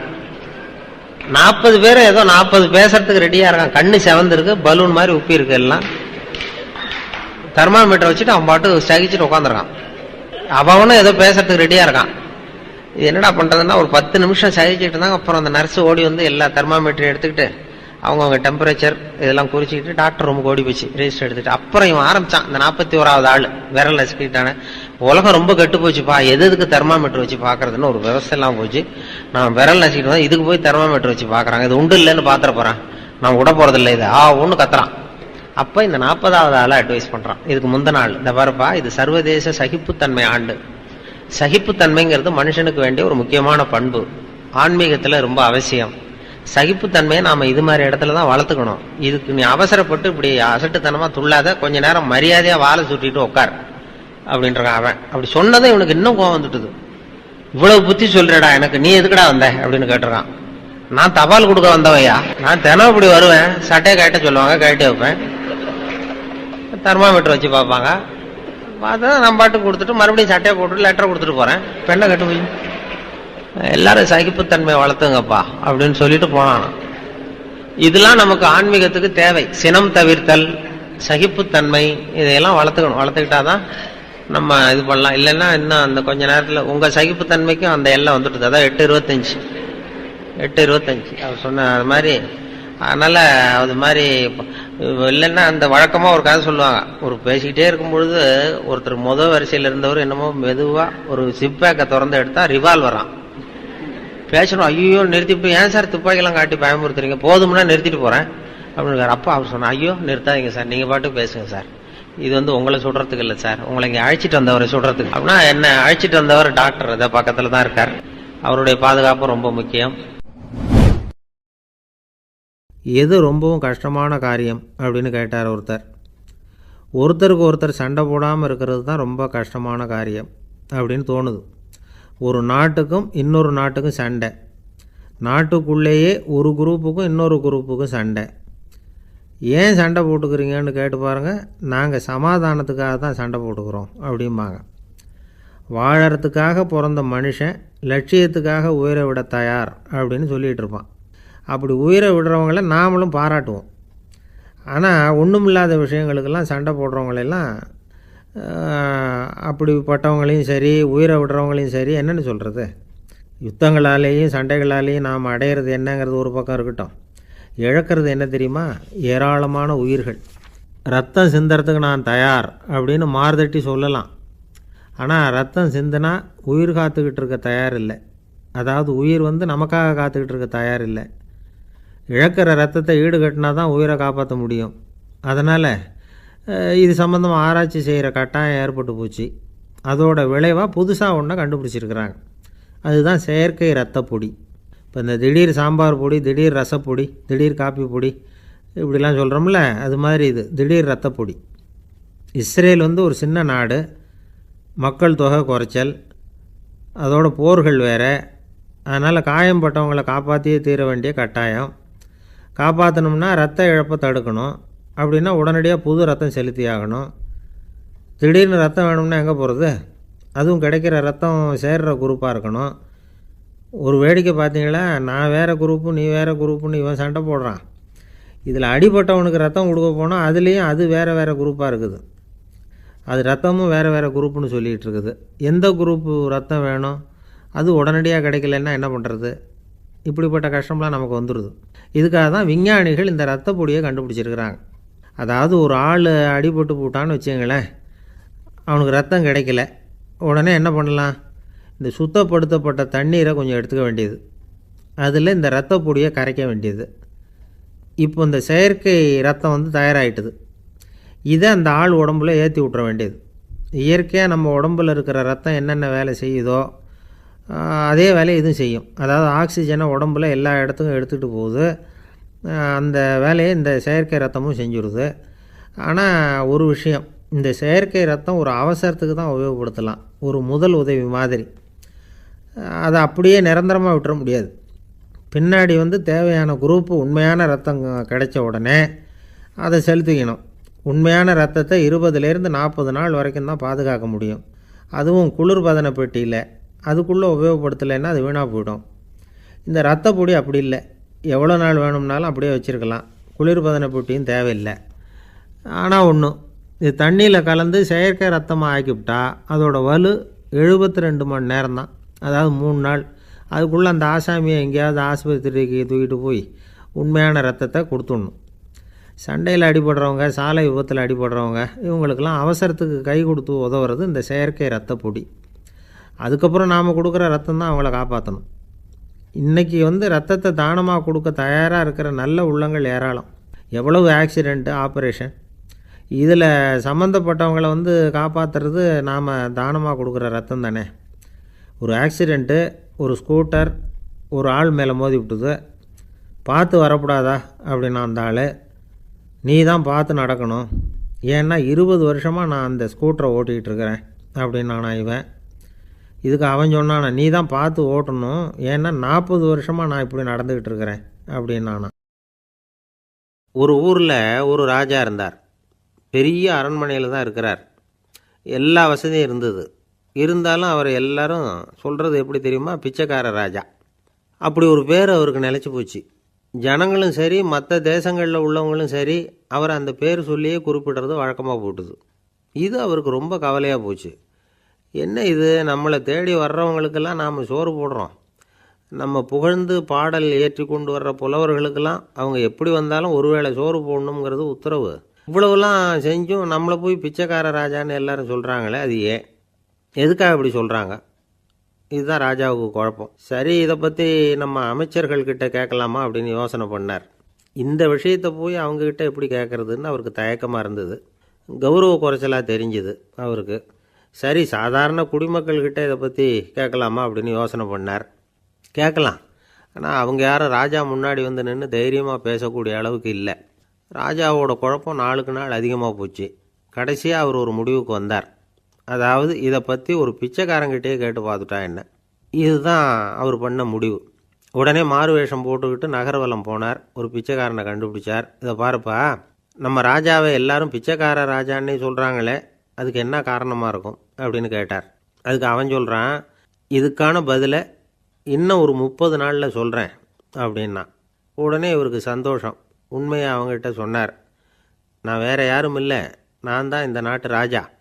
இப்போ நீ என் கூடவே வந்துடு, அரண்மனையிலேயே தங்கிக்கோ, 30 நாள் கழித்து எனக்கு பதில் சொல்லிவிட்டு அதுக்கப்புறமா நீ போகலாம் அப்படின்னு சொல்லி அழைச்சிட்டு வந்துட்டார். அரண்மனையில் ஒரு மூலையில் அவன் தங்கிறதுக்கு இடம் கொடுத்தார். தினம் 2 வேளையும் இவனுக்கு சோறு போடுங்க அப்படின்னு உத்தரவு போட்டார். ராஜா கொடுத்த இடத்துல போய் உக்காந்துக்கிட்டான் அந்த பிச்சைக்காரன். தினமும் அந்த அரண்மனையில் நடக்கிறதையெல்லாம் கவனிச்சிக்கிட்டு வந்தான். வேளைக்கு சாப்பாடு வரும், சாப்பிட்டுக்கிட்டு இருக்கான். இப்படி 30 நாள் முடிஞ்சுது. ராஜா வந்தார். என்ன, என்னோட கேள்விக்கு பதில் என்னன்னு கண்டுபிடிச்சிட்டியான்னார். கண்டுபிடிச்சிட்டேன்னா. என்ன எல்லாரும் பிச்சைக்கார ராஜான்னு சொல்கிறாங்களே, அது நியாயமாக படுதா உனக்குன்னு கேட்டார். நியாயமாக தான் படுது, சந்தேகம் இல்லாமல் நீங்கள் பிச்சைக்கார ராஜா தான். என்ன தான் நீங்கள் வசதியோடவும் படைபலத்தோடவும் இருந்தால் கூட நீங்கள் வந்து எங்கள் வர்க்கத்தை சேர்ந்த ஆசாமி தான் அப்படின்னு அடித்து சொல்லிவிட்டான் அந்த ஆள். என்னால் அப்படி சொல்கிறேன்னு கேட்டார் இவர். அரசே, ஒரு உண்மையை கண்டுபிடிச்சி சொல்கிறதா நான் உங்ககிட்ட சொன்னேன். நீங்கள் ராஜ பரம்பரைன்னா உடனே உங்கள் கழுத்தில் கிடக்கிற முத்து மாலையை கழட்டி பரிசாக கொடுத்துருப்பீங்க, பொன்னையும் மணியையும் கொடுத்துருப்பீங்க. ஆனால் நீங்கள் அப்படி செய்யலை. என்னை ஒரு மூலையில் உட்கார வச்சு 2 வேளை சோறு போட சொன்னீங்க. உங்களை தேடி யார் வந்தாலும், யார் வந்து பாராட்டி பேசினாலும் அல்லது பிரச்சனைகளை சொன்னாலும் நீங்கள் செய்கிற ஒரே காரியம் சோறு போடுறது தான். பிச்சைக்காரனுக்கு சோறு மட்டும்தான் உலகம். உங்கள் விஷயத்திலையும் நீங்கள் அப்படி தான் நினைக்கிறதாக தெரியுது. நல்லா கவனிங்க. எந்த ஒரு பிரச்சனைக்கும் சோறு தான் முடிவுன்னு நினைக்கிறீங்க பாருங்கள். நீங்கள் சந்தேகமில்லாத எங்களை சேர்ந்த ஆள் தான் அப்படின்னு விட்டான் அந்த பிச்சைக்காரன். அதுக்கப்புறம் தான் அந்த ராஜா தன்னுடைய தவறுகளை எல்லாம் தேர்த்திக்கிட்டாராம். பசின்னு வர்றவங்களுக்கு சோறு தான் போடணும், அது தப்பு இல்லை. பாராட்ட வர்றவங்களுக்கெல்லாம் சோத்தையே போட்டு அனுப்புனா இப்படி தான் பேர் வரும். எனக்கு தெரிஞ்ச ஒருத்தர் தினமும் யாராவது ஒருத்தரை தன் வீட்டுக்கு அழைச்சிட்டு போவார், சாப்பாடு போட்டு அனுப்புவார். முன்னறிவிப்பு இல்லாமல் திடீர்னு ஒரு விருந்தாளியோட வீட்டில் போய் இவர் நிற்கிறது வழக்கம். அந்த அம்மாவும் இவருக்காக தயார் பண்ணி வச்சுருந்ததை இவர் அழைச்சிட்டு வந்திருக்கிற விருந்தாளிக்கு போட்டுருவாங்க. விருந்தாளி சாப்பிட்டுட்டு போனதுக்கப்புறம் இவர் மனைவிகிட்ட உனக்கு சிரமம் வேணாம் அப்படின்னு சொல்லிவிட்டு பக்கத்தில் உள்ள ஒரு ஹோட்டலுக்கு போய் காசு கொடுத்து சாப்பிட்டுட்டு வந்துடுவார். பல நாள் இப்படி நடக்கும். ஒரு நாள் அவரை தனியாக கூப்பிட்டுக்கிட்டு போய் ஏன் இப்படி பண்ணுறீங்கன்னு கேட்டோம். அதுக்கு அவர் சொல்கிறாரு, எங்கள் வீட்டு சாப்பாட்டிலேருந்து தப்பிக்கிறதுக்கு எனக்கு வேறு வழி எதுவும் தெரியல சார், அதனால தான் இப்படி பண்ணிகிட்ருக்கிறேன் அப்படின்னார் ரொம்ப பரிதாபமாக. ஒருத்தன் எப்படி நடந்துக்கிறாங்கிறத வச்சு தான் அந்த ஆள் எப்படிங்கிறத நாம் முடிவு பண்ணுறோம். ஆளுமைன்னு சொல்கிறோம்ல, அதுக்கு சூழ்நிலைகளை ஆளுகின்ற தன்மை அப்படின்னு விளக்கம் கொடுக்குறார் ஒரு உளவியல் நிபுணர். சரி, ஒரு மனிதனுடைய ஆளுமையை உருவாக்குகிற விஷயங்கள் என்னென்ன? பிறப்பு, வளர்க்கப்பட்ட விதம், படிப்பு, நண்பர்கள், சமுதாயம், இப்படி நிறைய உண்டு. ஆளுமையின் அடிப்படையில் சில மனநோய்கள் உண்டாகுது. அதெல்லாம் என்னென்னங்கிறத தெரிஞ்சு வச்சுக்கிட்டோம்னா நம்ம கூட இருக்கிறவங்கள அடையாளம் கண்டுபிடிக்கிறதுக்கு அது ரொம்ப உபயோகமாக இருக்கும். ஃப்ரெனாய்டு ஆளுமை அப்படின்னு ஒன்று. இந்த கோளாறு உள்ளவங்க எப்படி இருப்பாங்க தெரியுமா? அதிக உணர்ச்சி, சந்தேகம், பொறாமை இதெல்லாம் அதிகமாக இருக்கும். வளைஞ்சு கொடுக்க மாட்டாங்க. அடுத்தவங்களோட இணக்கமான உறவு இருக்காது. அவங்க செய்கிற தப்புக்கெல்லாம் அடுத்தவங்களை குறை சொல்லிகிட்டு இருப்பாங்க. இது ஒரு ரகம். அடுத்தது ஸ்கிசாய்டு ஆளுமை அப்படின்னு சொல்கிறாங்க. இந்த கோளாறு உள்ளவங்க அடுத்தவங்களோட பழக கூச்சப்படுவாங்க. சின்ன வயசுலேயே இது ஆரம்பமாயிடுது. பகல் கனவுலேயே சஞ்சரிப்பாங்க. அவங்களுடைய விரோதம், கோபம் இதை கூட வெளியில் காட்டிக்க முடியாமல் இருப்பாங்க. இவங்களுக்கு அகமுகம், பிரச்சனைகள்லேருந்து ஒதுங்கி எதுலேயும் ஈடுபாடு இல்லாதவங்களாக இருப்பாங்க. இப்படி ஒரு ரகம். அடுத்தது சைக்ளோதமிக் ஆளுமை அப்படின்னு சொல்கிறாங்க. அது என்னென்னா, உணர்ச்சிகளில் ஏற்றத்தாழ்வு அதிகமாக இருக்குமா. சில சமயம் பார்த்தா மகிழ்ச்சியாக இருப்பாங்க, சில சமயம் சோகமாக உட்காந்துருப்பாங்க. அவங்க மனநிலைக்கு தகுந்த மாதிரி சமூக நிகழ்ச்சிகளில் பங்கெடுத்துக்குவாங்க. இன்னொரு வகை என்னென்னா எண்ணப்பீடிகை ஆளுமை அப்படின்னு பேர் வச்சுருக்கிறாங்க. அதுக்கு இவங்களுக்கெல்லாம் கரெக்டாக இருக்கணும், எல்லாம் சட்டத்திட்டம் எதுலேயும் ஒரு ஒழுங்குமுறை, இப்படி எதிர்பார்க்குற மனோபாவம். இவங்க எதிர்பார்ப்புக்கும் வரன்முறைக்கும் மற்றவங்க கட்டுப்படணும்னு நினைப்பாங்க. இந்த நிலைமை நீடித்தா என்ன ஆகும் தெரியுமா? அலைக்கழிக்கிற எண்ணங்கள் திரும்ப திரும்ப ஒரே செயலை செய்ய தூண்டுற மன தளர்ச்சிக்கு ஆளாயிடுறாங்க. அடுத்தது ஹிஸ்டீரியா ஆளுமை. சின்ன விஷயத்தையெல்லாம் பெருசுப்படுத்தி நாடகமாக்குற நடிகர்கள் இவங்க. உணர்ச்சி அதிகம் உள்ளவங்க. இவங்க மன எழுச்சியில் பக்குவமின்மை, குழந்தைத்தனம், முதிர்ச்சியின்மை எல்லாம் இருக்கும். தன்னலம் மிக்க குணம். பிறர் தன்னை மட்டுமே கவனிக்கணும்னு நினச்சி செயல்படுறது, இதெல்லாம் இவங்க அடையாளம். அடுத்த ரகம் எப்படின்னா வளர்ச்சியற்ற ஆளுமைன்னு சொல்கிறாங்க. அடுத்தவங்களோட இணங்கி போக முடியாதவங்க. அறிவு, மன எழுச்சி, சமூக உறவு இதில் எல்லாம் போதுமான வளர்ச்சியையும் நிறைவையும் பெற முடியாதவங்க. இவங்களால் வாழ்க்கையில் முன்னேற முடியாது. பிச்சைக்காரங்க, குற்றவாளிகள், இவங்ககிட்டெல்லாம் இது மாதிரியான ஆளுமை அதிகமாக இருக்குமா. அடுத்தது என்னென்னா சோறு உடைய ஆளுமை. எதுலேயும் உற்சாகம் இல்லாமல் சோர்ந்து போயிருப்பாங்க. அதுக்கெல்லாம் நமக்கு வலிமை இல்லைப்பா அப்படின்னு சொல்லிகிட்டு இருப்பாங்க. சின்ன விஷயங்களுக்கெல்லாம் அதிர்ச்சி அடையிறது. வாழ்வின் சுவையை அனுபவிக்க முடியாதவங்க. இன்னொரு ரகம் இது கொதித்தெழும் ஆளுமைங்கிறாங்க. எதுக்கு எடுத்தாலும் ஆத்திரம், குரோதம், வன் செயல் இதிலெல்லாம் ஈடுபாடு, இப்படி உள்ளவங்க. நத்தை வகை ஆளுமை அப்படின்னு ஒன்று. அடுத்தவங்க மேலே விரோதம் இருக்கும், அடிக்கணுங்கிற எண்ணம் இருக்கும். ஆனால் அதை அப்படியே வெளியில் காட்டாமல் அதே சமயம் அமைதியான முறையில் வெறுப்பை வெளிக்காட்டுற ரகம். இவங்கெல்லாம் பேசாமல் கம்முன்னு இருந்துக்கிட்டே நினச்சதை நிறைவேற்றிக்கிடுவாங்க. முன்ஜாக்கிரதை ஆளுமை அப்படின்னு ஒரு ரகமாக. பாதுகாப்பின்மை, சந்தேகம், முழுமையின்மை, அறவேக்காட்டுத்தனம் இந்த மனப்போக்கு அதிகமாக இருக்கிறதுனால அகம்பாவம், புடிவாதம், எச்சரிக்கை எல்லாம் அளவுக்கு மீறி இருக்கும்.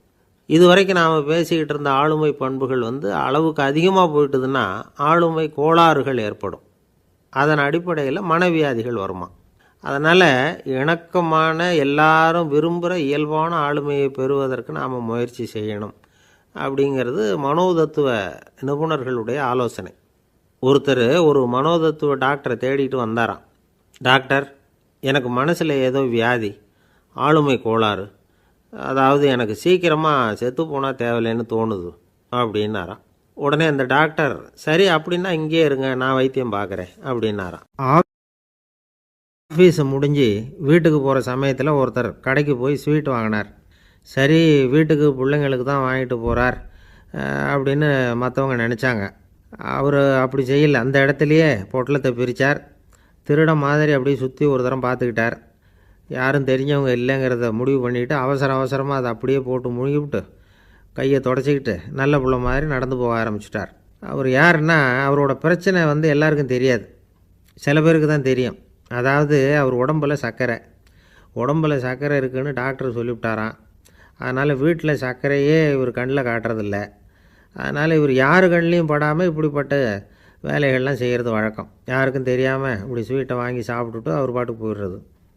இப்படிப்பட்டவங்களுக்கெல்லாம் கொஞ்சம் ஆறுதலான தகவல் இன்றைக்கி. அது என்னென்னா, நாம் சாப்பிட்ற சர்க்கரைக்கும் நம்ம உடம்பில் உள்ள சில கோளாறுகளுக்கும் அப்படி என்ன தான் சம்மந்தம் இருக்குது. இதை பற்றி சமீபத்தில் சில ஆராய்ச்சிகள்லாம் நடந்திருக்குது. ஏன்னா சர்க்கரைன்னாவே விஷம் மாதிரி அதை பார்க்குறவங்களும் சில பேர் உண்டு. சின்ன பிள்ளைங்களுக்கு வயத்தில் பூச்சி உண்டாகிறதுலேருந்து பெரியவங்களுக்கு நீரிழிவு வர்ற வரைக்கும் எல்லாத்துக்கும் சர்க்கரை தான் காரணம்னு சொல்லிகிட்டு இருக்கிறோம். ஆனால் அந்த அளவுக்கு பயப்பட வேண்டிய அவசியம் இல்லை அப்படின்னு சொல்கிறாங்க. சர்க்கரை வியாதி, இருதய நோய், பித்த நீர்ப்பை நோய், இதெல்லாம் சில நோய்கள்லாம் நாம் சாப்பிட்ற சர்க்கரைக்கும் தொடர்பு இருக்குன்னு நினைக்கிறோம். ஆனால் அப்படி சம்பந்தம் உண்டுங்கிறதுக்கு போதுமான அளவுக்கு ஆதாரம் இல்லை அப்படிங்கிறாங்க ஆராய்ச்சியாளர்கள். ஒரே ஒரு சம்பந்தம் தான் உறுதியாக இருக்குதான். அதுவும் இந்த பல் சிதைவு அப்படின்னு இருக்கு இல்லையா, அந்த சர்க்கரை சாப்பிட்றதுக்கும் இந்த பல் சிதைவுக்கும் சம்பந்தம் இருக்குது அப்படிங்கிறத மட்டும் உறுதியாக சொல்கிறாங்க. சர்க்கரைன்னா நாம் சாப்பிட்ற ஜீனி மட்டும் இல்லை, பழம், காய்கறி, பால், தேன், இப்படி எல்லாத்துலேயும் அது இருக்குது. கேரட்டு கொடுக்குற சத்தில் 88% சர்க்கரை, ஆப்பிள் கொடுக்குற சக்தியில் 95% சர்க்கரை. இது ஜீனி சர்க்கரை, இது ஆப்பிள் சர்க்கரை அப்படிங்கிற வித்தியாசம்லாம் உடம்புக்கு கிடையாது. ரெண்டுமே உடனடியாக சக்தி கொடுக்குது. ஒரு ஸ்பூன் சர்க்கரையில் 16 கலோரி தான் சத்து இருக்குது. அதிகமாக சர்க்கரை சாப்பிட்டா நீரிழிவு வந்துருங்கிறது தப்பான ஒரு அபிப்பிராயம். டயபெட்டிஸுங்கிறது ஒரு மெட்டபாலிக் டிசார்டர், அவ்வளவுதான். அதாவது நாம் சாப்பிட்ற சர்க்கரையை நம்ம உடம்பு திறமையாக உபயோகப்படுத்திக்க முடியல அப்படின்னு அர்த்தம். அதனால தான் அதிகமாக இனிப்பு வேணாம்னு சொல்கிறோம். ஏற்கனவே உடம்பால் முடியாத ஒன்றை மறுபடியும் அது தலையில் சுமத்தி அதிகமாக வேலை வாங்க வேணாமே அப்படிங்கிறதுக்காக தான். ஆகாரத்தில் அதிகமாக சர்க்கரை இருந்தால் அதனால் உடனே சர்க்கரை வியாதி வந்துடும்ங்கிறதுக்கு விஞ்ஞான ரீதியாக போதுமான ஆதாரம் இல்லை.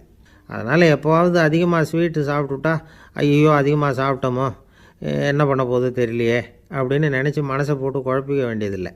பொதுவாக எதுவுமே அதிகமாக வேண்டாம், எல்லாம் சீராக இருந்தால் போதும். நீரிழிவுங்கிறது புதுசாக வந்துட்ட ஒரு நோய் இல்லை, ரொம்ப காலமாகவே இருக்கிற ஒன்று தான். நம்ம முன்னோர்கள் இதை மதுமேகம் அப்படின்னு சொல்லுவாங்க. அதை கட்டுப்படுத்துறதுக்கு அவங்களே சில வழிமுறையை சொல்லி வச்சுருக்கிறாங்க. அது என்னென்னா வேறு ஒன்றும் இல்லை, இந்த பாவக்காய், முள்ளங்கி, அருகம்புல், அவ்வளவுதான். வெள்ளை முள்ளங்கி இருக்குல்ல, அதை வாரத்துக்கு 3 நாள் சாப்பிட்டுக்கிட்டு வாங்க. நூலுக்கோல் ரொம்ப நல்லது. இல்லைன்னா முள்ளங்கி சாறு 1 ounce சாப்பிட்டுட்டு வரலாம். ரத்தத்தில் சேர்கிற சர்க்கரை அளவு இதெல்லாம் கட்டுப்படுத்துது. சிறுநீரில் காணப்படுகிற சர்க்கரை அளவையும் சமநிலைப்படுத்துது. தினமும் ஆகாரத்தில் கோதுமை, கேழ்வரகு, வெந்தயம், கருவேப்பிலை, சோயாபீன்ஸ் எது கிடைக்குதோ சேர்த்துக்கலாம். இப்படிலாம் செஞ்சுக்கிட்டு வந்தால் அப்புறம் வீட்டுக்கு தெரியாமல் கடையில் போய் நின்றுக்கிட்டு ஸ்வீட் வாங்கி திருட்டுத்தனமாக சாப்பிட வேண்டிய அவசியமே உங்களுக்கு வராது. 2 ஆசாமிகள் கடற்கரையில் உட்காந்து சாவகாசமாக பேசிக்கிட்டு இருந்தாங்களாம். ஒருத்தர் சொன்னார், இன்னொருத்தருக்கு தெரியாமல் ஸ்வீட்டு சாப்பிட்றதே எப்பவும் இடைஞ்சல் தான் சார். நேற்றுக்கு பாருங்கள், அப்படி தான் சாப்பிட்டுக்கிட்டு இருந்தேன், வீட்டுக்காரி கண்ணில் போட்டுவிட்டுதோ, அதுக்கப்புறம் ஒரே ரகலையாக போச்சு அப்படின்னாராம். எனக்கு கூட அப்படி தான் சார் ஆகிட்டுது, ஒரே ரகலை அப்படின்னாராம் இன்னொருத்தர். நீங்கள் சாப்பிட்டதும் உங்கள் வீட்டுக்காரங்க கண்ணில் போட்டுவிட்டுதா சார் அப்படின்னு கேட்டிருக்கார் இவர். அதுக்கு அவர் சொன்னாராம், அப்படி இல்லை சார், கடைக்காரர் கண்ணில் போட்டுவிட்டுதோ, நான் அவருக்கு தெரியாமல் அந்த ஸ்வீட்டை அவர் கடையிலேருந்து எடுத்திருந்தேன் அப்படின்னு விளக்கம் கொடுத்தாராம் இந்த ஆள். ஒருத்தர் முகத்தை தொங்க போட்டுக்கிட்டு ஒரு மாதிரியாக வந்தார். என்ன விஷயம்னு விசாரித்தேன். என்னுடைய நண்பன் ஒருத்தங்கிட்ட கருத்து வேறுபாடு, இனிமேல் நமக்குள்ளே எந்த சம்மந்தமும் வேணாம்னு நட்பை முறிச்சிக்கிட்டு வந்துட்டேன்னா. நண்பர்கள்னு இருந்தால் கருத்து வேறுபாடு வரத்தான் செய்யும்னு. கருத்து வேறுபாடு வராமல் இருக்கிறதுக்கு ஏதாவது வழி உண்டா அப்படின்னு கேட்டாங்க. அதை பற்றி நிபுணர்கள் சில யோசனைகளை சொல்லியிருக்கிறாங்கன்னு. முதல் விஷயம் என்னென்னா, உங்கள் நண்பனுக்கு ஒரு செய்தி சொல்லணும்னா அதை நீங்களே நேரடியாக சொல்லுங்கள், அல்லது உங்கள் கைப்பட கடிதம் எழுதுங்க. அதாவது நேரடி தொடர்பு முக்கியம். அதை விட்டுட்டு இன்னொருத்தர் மூலமாக நண்பர்களுக்கு செய்தி அனுப்புனா நீங்கள் சொல்கிற செய்தி அப்படியே போய் சேராது, அது சேதமாயிடும். கூட்டி குறைச்சி சொல்லிவிடுவாங்க, அது குழப்பத்தில் கொண்டாந்து விட்டுரும். இது ஒரு யோசனை. ரெண்டாவது யோசனை என்னென்னா, நீங்கள் ஒரு நல்ல காரியத்தை செய்யும் பொழுது உங்கள் நண்பரையும் சேர்த்துக்குங்க, அவருக்கும் அதில் ஒரு ஈடுபாட்டை உருவாக்குங்க. மூணாவது யோசனை, நம்ம பக்கத்தில் இருக்கிற நண்பர் மகிழ்ச்சி அடைகிற மாதிரி ஏதாவது செய்யணும். சின்ன சின்ன செயல்களாக இருந்தாலும் பரவாயில்ல, அவர் நமக்கு எதுவும் செய்யலையே, நாம் எதுக்கு செய்யணும் அப்படின்னு நினச்சிக்கிட்டு இருக்கக்கூடாது. நாலாவது யோசனை என்னென்னா, உங்களுக்கு ஒரு பிரச்சனையா அல்லது உங்கள் நண்பருக்கு ஒரு பிரச்சனையா, எதுவாக இருந்தாலும் 2 பேரும் சேர்ந்து உட்காந்து ஆலோசனை பண்ணுங்கள். நம்ம யோசனையும் கேட்கப்படுதே அப்படிங்கிற நினைப்பே அவருக்கு ஒரு மன நிறைவை உண்டாக்குமா. ஐந்தாவது யோசனை, உங்கள் நண்பர் ஏதோ ஒரு காரியத்தை செய்கிறார், நீங்கள் உடனே அவசரப்பட்டு நீ செய்கிறது தப்புன்னு தீர்ப்பு சொல்லக்கூடாது. அவர் அதை செய்கிறதுக்கான நியாயங்கள் எவ்வளோ இருக்கும், அதை புரிஞ்சுக்கிறதுக்கு முயற்சி பண்ணணும். ஆறாவது யோசனை, உங்கள் நண்பர் என்ன சொன்னாலும் அதை பொறுமையாக கேளுங்க. அவர் சொல்கிறத புரிஞ்சுக்கணும், அவர் சொல்ல விரும்புகிறத புரிஞ்சுக்கணும், அவர் சொல்ல முடியாமல் தவிக்கிறதையும் புரிஞ்சுக்கணும். இப்படி 3 விதமாகவும் அவரை புரிஞ்சுக்கிட்டு அதுக்கு தகுந்த மாதிரி செயல்படணும். ஏழாவது யோசனை என்னென்னா, உங்கள் நண்பர் உங்ககிட்ட ஏதோ ஒரு கருத்தை சொல்கிறார், அது உங்களுக்கு பிடிக்கல, அதுக்காக உடனே நீ சொல்கிறது சரியில்லை, நான் ஒத்துக்க மாட்டேன் அப்படின்லாம் மறுத்துக்கிட்டு இருக்கக்கூடாது. அவர் சொல்கிறத கேட்கணும், பொறுமையாக சிந்திக்கணும், அதுக்கப்புறம் பதில் சொல்லணும். இப்படிலாம் நடந்துக்கிட்டால் நண்பர்களுக்குள்ள கருத்து வேறுபாடு வர்றதுக்கு வாய்ப்பே இருக்காது அப்படின்னு வல்லுநர்கள் தொகுத்து சொல்லியிருக்கிறாங்க இந்த யோசனைகளை. எனக்கு தெரிஞ்ச சில நண்பர்கள் உண்டு, அவங்களுக்குள்ளேயும் கருத்து வேறுபாடுகள் வராமல் இருக்கிறதுக்கு சில நுட்பங்களை கையாளுறது உண்டு. ஒருத்தர் சொன்னார், அந்த டாக்டர் சின்ன வயசுலேருந்து என் கூட பழகினவர், நாங்கள் 2 பேரும் இணை பிரியாத நண்பர்கள், இருந்தாலும் எனக்கு உடம்பு சரியில்லைன்னா நான் அவர்கிட்ட வைத்தியம் பார்த்துக்க மாட்டேன் அப்படின்னார் ஒருத்தர். ஏன் அப்படின்னு கேட்டேன். எங்கள் நட்பு கெட்டு போடக்கூடாது இல்லையா, அதனால தான் அப்படின்னார் இவர். ஒரு மனுஷனுக்கு 3 விதத்தில் கர்வம் உண்டாகிறதுக்கு வாய்ப்பு உண்டு. பணம், பதவி, புகழ். பணம் அதிகமாக வந்தால் கர்வம் வரலாம், பதவி பெருசாக வந்துட்டுதுன்னா கர்வம் வரலாம், புகழ் அதிகமாக போனாலும் கர்வம் வரலாம். இந்த 3 வகையான கர்வத்துக்கும் இடம் கொடுக்காமல் இருக்கிறாங்க பாருங்கள், அவங்க தான் சிறந்த மனிதர்கள். ஒரு பெரிய பொறுப்பில் இருக்கிறவங்களுக்கு கர்வம் வந்துடக்கூடாது. அப்படி வந்துட்டுதுன்னா அது எல்லாருக்கும் இடைஞ்சல். ஒரு ராஜா இருந்தார். அவர் ஒரு நாள் தன்னுடைய தலைநகரத்தை சுற்றி வந்துக்கிட்டு இருந்தார். ஒரு இடத்துல ஒரு அழகான நிலத்தை பார்த்தார். ஆஹா, இந்த இடத்துல நமக்குன்னு ஒரு மாளிகையை கட்டினா எவ்வளோ நல்லாயிருக்கும் அப்படின்னு நினச்சார். ராஜா நினச்சா அது முடியாத காரியமா? சரி, இந்த நிலம் யாருக்கு சொந்தம்னு விசாரிங்க அப்படின்னார் பக்கத்தில் இருந்தவங்கக்கிட்ட. அவங்கெல்லாம் ஓடி போய் விசாரித்தாங்க. அந்த இடம் ஒரு வயசான கிழவிக்கு சொந்தம், வயசான அம்மாவுக்கு சொந்தமாக. அந்த அம்மா தான் அதில் ஒரு குடிசையை போட்டு குடியிருந்துகிட்டு இருக்கிறாங்க. சரி, அந்த நிலத்துக்கு ஒரு விலையை நிர்ணயம் பண்ணி அதை அந்த வயசான அம்மாக்கிட்ட கொடுத்துருங்கோ அப்படின்னு உத்தரவு போட்டார் ராஜா. ஆனால் அந்த அம்மா, இது எங்கள் பூர்வீக இடம், இதை விற்க மாட்டேன் அப்படின்னு சொல்லிவிட்டுது. சரி, 2 பங்கு விலை கொடுக்குறோம்னு சொல்லி பாருங்க அப்படின்னாங்க. அப்படியே சொன்னாங்க அரண்மனை ஆட்கள். அதுக்கும் சம்மதிக்கலை அந்த அம்மா. இதை கேள்விப்பட்டதும் ராஜாவுக்கு கோபம் வந்துட்டுது. தன்னுடைய ஆளுங்களை கூப்பிட்டார். போய் அந்த குடிசையை பிரித்து எறிங்க, காசெல்லாம் ஒன்றும் கொடுக்காதீங்க அப்படின்னு கத்தினார். அவ்வளோதான். அடுத்த நிமிஷம் அரண்மனை ஆசாமிகள் போனாங்க, குடிசையை பிரித்து எரிஞ்சாங்க. அந்த வயசான அம்மா இருக்குது, அதுவும் அந்த இடத்த விட்டு துரத்தி விட்டாங்க. அந்த இடத்துல ஒரு அரச மாளிகையை கட்டி முடிச்சிட்டாங்க. அந்த வயசான அம்மா பாவம், ராஜாவே இப்படி பண்ணால் யார்கிட்ட போய் முறையிட முடியும்? ஒரு ஞானி இருந்தார், அவர்கிட்ட போய் சொன்னாங்க. அவர் இவங்க சொன்னதை கேட்டு மனசில் வச்சுக்கிட்டார். ஒரு நாள் அந்த ராஜாவே இந்த ஞானியை கூப்பிட்டார். புதுசாக ஒரு மாளிகை கட்டியிருக்கிறேன், வந்து பாருங்கன்னு. சரின்னு சொல்லி இந்த பெரியவர் ஒரு நாள் அந்த மாளிகைக்கு போனார். சும்மா போகல, ஒரு கழுதையையும் ஓட்டிகிட்டு போனார். கொஞ்சம் சாக்குகள், வெத்து சாக்கு, அதையும் எடுத்து கழுதை முதுகில் போட்டு கழுதையை ஓட்டிகிட்டு போகிறார். ராஜா பார்த்தார், அவருக்கு இது ஆச்சரியமாக இருந்தது. என்ன இது மாளிகைக்கு வந்துட்டு போங்கன்னு கூப்பிட்டா கழுதை சாக்கு இதெல்லாம் கூப்பிட்டு வராரே, ஒன்றும் புரியலையேன்னு நினச்சார். எதுக்காக இதெல்லாம்னு கேட்டார். அரசருடைய தோட்டத்திலேருந்து கொஞ்சம் மண் எடுத்துகிட்டு போகிறதுக்கு ஆசைப்பட்றேன், அதுக்கு நீங்கள் அனுமதி கொடுக்கணும் அப்படின்னாரு இவர். இது என்ன வேடிக்கையான கோரிக்கையாக இருக்குது அப்படின்னு நினச்சார் ராஜா. இருந்தாலும் மண் தானே கேட்குறாரு, எடுத்துகிட்டு போகட்டுமே அப்படின்னு நினச்சார். சரின்னு அனுமதி கொடுத்தார். அந்த பெரியவர் தோட்டத்துக்கு போனார், மண்ணை வெட்டினார், சாக்கில் போட்டு நிரப்புனார். ராஜாவை கொஞ்சம் கிட்ட வாங்கன்னு கூப்பிட்டார். இந்த மண் மூட்டையை தூக்கி கழுதையோட முதுகில் வைக்கணும், கொஞ்சம் உதவி பண்ணுங்கன்னார். ஓ பண்ணுறேனே அப்படின்னு சொல்லி ராஜா கிட்ட போனார். மூட்டையை தூக்கி பார்க்குறாரு, முடியல, திணறி போயிட்டார். இப்போ அந்த ஞானி பேசினாராம். அரசே, இந்த ஒரு சாக்கு மண்ணையே உங்களால் தூக்க முடியல, அந்த கிழவிகிட்ட இருந்து அந்த அக்கிரமமாக அபகரித்த இந்த தோட்டம் பூராவையும் சுமக்கணும்னு ஆசைப்படுறீங்களே, அது உங்களால் முடியுமா அப்படின்னு கேட்டாராம். ராஜா யோசனை பண்ண ஆரம்பித்தார். தன்னுடைய செயலுக்காக வருத்தப்பட்டாராம். அந்த வயசான அம்மாவை உடனடியாக வரவழைச்சார். தாயே, தப்பு பண்ணிட்டேன், என்னை மன்னிச்சுக்குங்க, இன்னையிலேருந்து இந்த மாளிகையும் தோட்டமும் உங்களுக்கு தான் சொந்தம் அப்படின்னு சொல்லிவிட்டாராம். போகிறப்ப இந்த உலகத்திலேருந்து எண்ணத்தை எடுத்துகிட்டு போக போகிறோம், அதனால் ரொம்பவும் அலட்டிக்க வேண்டியதில்லை, கர்வப்பட வேண்டியதில்லை அப்படிங்கிறது ஒரு பெரிய உபதேசம். ஒரு பெரிய மனுஷன் சாக கிடந்தார், ரொம்பவும் அழுதார். ஏன் அழறீங்க அப்படின்னு கேட்டாங்க சுற்றி இருந்தவங்க. நான் சாகிறதுக்காக கவலைப்படலை, நான் நம்ம ஜனங்களுக்காக எவ்வளவோ காரியம்லாம் செஞ்சுக்கிட்டு வந்தேன். நான் செஞ்சுக்கிட்டு வந்த சேவையை இனிமேல் யார் செய்ய போகிறாங்க, அது யாரால் முடியும், அதை நினச்சி தான் அழறேன் அப்படின்னாராம். ஒருத்தர் முன்னாடி வந்தார். அதுக்காக நீங்கள் கவலைப்படாதீங்க, உங்கள் சேவையை தொடர்ந்து செய்கிறதுக்கு என்ன மாதிரி இளைஞர் பட்டாலும் தயாராக இருக்குது, இருந்தாலும் எங்கள் கவலை என்னென்னா அப்படின்னு இழுத்தார். என்ன சொல்லுங்கன்னு கேட்டார் அவர். நீங்கள் இது வரைக்கும் என்ன சேவை செஞ்சுக்கிட்டு வந்தீங்க, அதுதான் எங்களுக்கு இன்னமும் புரியாத புதிராக இருக்குது அப்படின்னாராம் அவர். இந்த காலத்து புள்ள ஒருத்தன் தன்னோட அப்பாவை பார்த்து சொன்னான், அப்பா, நான் உனக்கு உதவி செய்யலாம்னு நினைக்கிறேன், என்ன உதவி செய்யணும்னு சொல்லு அப்படின்னா. நீ சும்மா இருந்தால் அதுவே எனக்கு செய்கிற பெரிய உதவிடா அப்படின்னார் அப்பா. சும்மா இருக்கிறதும் ஒரு உதவி தான், அது மாதிரி மௌனமும் ஒரு சமூக சேவை தான் அப்படிங்கிறார் காஞ்சி பெரியவர். நமக்கு 5 புலன்கள் இருக்குது, மெய், வாய், கண், மூக்கு, செவி. இந்த 5லேயும் அதிகப்படியான வேலை எதுக்குன்னு நினைக்கிறீங்க? வாய்க்கு தான். ஏன்னா அதுக்கு 2 வேலை. இப்போ கண்ணுக்கு பார்க்குறது மட்டும்தான் வேலை, காதுக்கு கேட்குறது மட்டும்தான் வேலை, மூக்குக்கு வாசனை அறியறது தான் வேலை, உடம்புக்கு உணர்றது மட்டும்தான் வேலை. ஆனால் வாய் அப்படி இல்லை, அதுக்கு 2 வேலை, சாப்பிட்றதும் அதுதான், பேசுகிறதும் அதுதான்.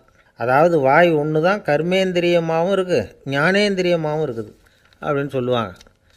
சாப்பாட்டில் உட்காந்தா எந்தெந்த ஆகாரம் என்னென்ன ருசின்னு அறிவிக்கிற வேலையும் செய்யுது. சபையில் உட்காந்தா பாடுறது, பேசுறது, சிரிக்கிறது, இது மாதிரியான வேலையும் செய்யுது. இன்னொரு வித்தியாசம், கண்ணு, காது, மூக்கெல்லாம் ஸ்ட்ரெயின் பண்ணிக்கிட்டு வேலை செய்கிறதில்ல. ஒரு ரோஜா பூ பார்த்தா உடனே மூக்கு அப்படியும் இப்படியும் அசைய ஆரம்பிக்கிறதில்ல. ஒரு சங்கீதத்தை கேட்ட உடனே காது ஆட ஆரம்பிக்காது. ஆனால் வாய் அப்படி இல்லை, அது பேசினாலும் சரி சாப்பிட்டாலும் சரி அசைஞ்சு தான் ஆகணும். ஆக மற்றதை விட வாய்க்கு வேலை ஜாஸ்தின்னு தெரியுது. சாப்பிட்றது, பேசுறது அப்படின்னு 2 காரியம் அதுக்கு.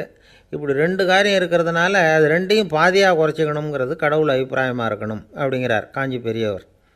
ஆனால் இப்போ நாம் அப்படியே நடந்துக்கிறோம், அதுக்கு நேர்மாறாக நடந்துக்கிறோம். நாம் சாப்பிட்றதும் அதிகம், பேசுகிறதும் அதிகம், 2 வேலையையும் தேவைக்கு அதிகமாகவே செய்கிறோம். வாய் தான் ரொம்ப ஓவர் ஒர்க்குடு. அதுக்கு ஓய்வு கொடுத்தா உடம்பும் நல்லாயிருக்கும், உலகமும் நல்லாயிருக்கும். மௌன விரதம் இருக்கிறதெல்லாம் எதுக்காக நினைக்கிறீங்க? இதுக்காக தான். இந்த காலத்தில் மௌனமாக இருக்கிறவங்கெல்லாம் மகத்தான தொண்டு செய்கிறாங்க அப்படின்னு தான் சொல்லணும். சத்தம் அதிகமாக போய் தான் சவுண்டு பொல்யூஷன் வருது. அது மட்டும் இல்லை, மௌனமாக இருந்தால் சண்டை சச்சரவே வராது. மௌனம் கலக நாஸ்தி. ஆக இதுவும் ஒரு சமூக சேவை தான். நமக்கு தான் வாய் இருக்குதேங்கிறதுக்காக வசமாக சாப்பிட்றதும் தப்பு, வளவளன்னு பேசுகிறதும் தப்பு. ஒரு கருத்தை சொல்கிறதுக்கு ஒரே ஒரு சொல்லு போதும் அப்படின்னு இருக்கும்பொழுது 2 சொற்களை செலவு பண்ணாதே. எவ்வளவு சொன்னாலும் அதனால் ஒரு பயனும் விளையாது அப்படின்னு தெரிய வருமேயானால் அந்த ஒரு சொல்லையும் விரயம் பண்ணாதே அப்படிங்கிறார் ஒரு அறிஞர். எல்லா குணங்கள்லேயும் மௌனம்தான் சிறந்தது அப்படிங்கிறார் ஒருத்தர். மௌனமாக இருக்கிறது மூலமாக மற்றவர்கள் குறைகளை நம்மால் தெரிஞ்சிக்க முடியும். அதே சமயத்தில் நம்மக்கிட்ட இருக்கிற குறைகளை மற்றவங்களுக்கு தெரியாமல் மறைச்சிக்கவும் முடியுங்கிறார் அவர். உண்மை தானே? ஒரு பெரிய மேடை பேச்சாளர், பொது வாழ்க்கையில் 25 வருஷ காலமாக ஈடுபட்டிருக்கிறவர்.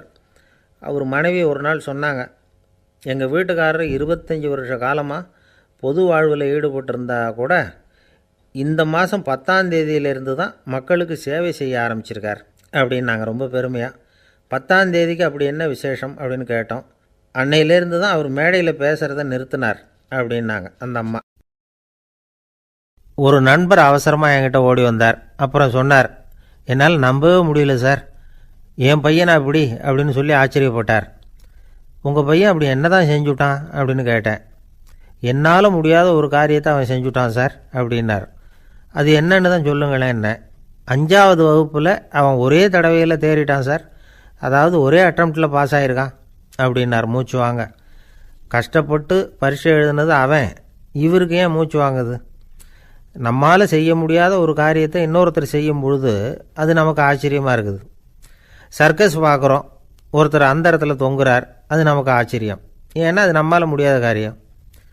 நம்மால் முடியாத ஒன்றை அடுத்தவர் எளிதாக செய்யும் பொழுது நாம் மருள்வது இயற்கை. இதை தான் தொல்காப்பியம் மருட்கை அப்படின்னு சொல்லுது. இந்த வியப்பு இருக்குதே, இது 4 வகையில் ஏற்படுறதாக தொல்காப்பியம் சொல்லுது. அது என்ன 4 வகை? முதல் வகை எப்படின்னா, புதுமையான அரிய செயல்களை செய்கிறது. 2வது வகை என்னென்னா பெரும் செயல்களை செய்கிறது. 3வது வகை என்னென்னா மிக நுட்பமான செயல்களை செய்கிறது. 4வது வகை என்னென்னா ஆக்கம் தரும் செயல்களை செய்கிறது.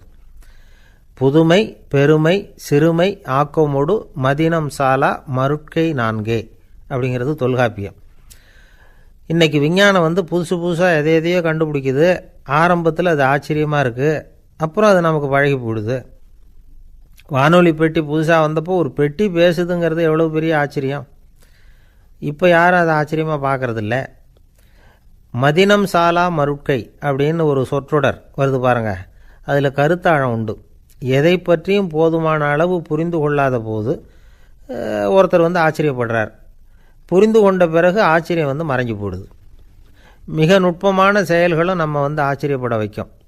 ஒரு அரிசியில் ஒரு திருக்குறள் எழுதி காட்டுறாங்க, ஒரு முட்டை ஓட்டுக்குள்ளே ஓவியம் தீட்டி காட்டுறாங்க. கருங்கல் சிற்பங்களில் எவ்வளவு நுட்பமான வேலைப்பாடுகளை எல்லாம் பார்த்து ஆச்சரியப்படுறோம். இது மாதிரி ஆக்கப்பூர்வமான அரிய செயல்களை செய்கிறது கூட வியப்பை உண்டு பண்ணும். குப்பை கூலங்களை கூட வாழ்க்கைக்கு பயன்படுகிற பொருளாக மாற்றுகிறவர்கள் இருக்காங்க, அவர்களுடைய செயல் வியப்பு அளிக்குது.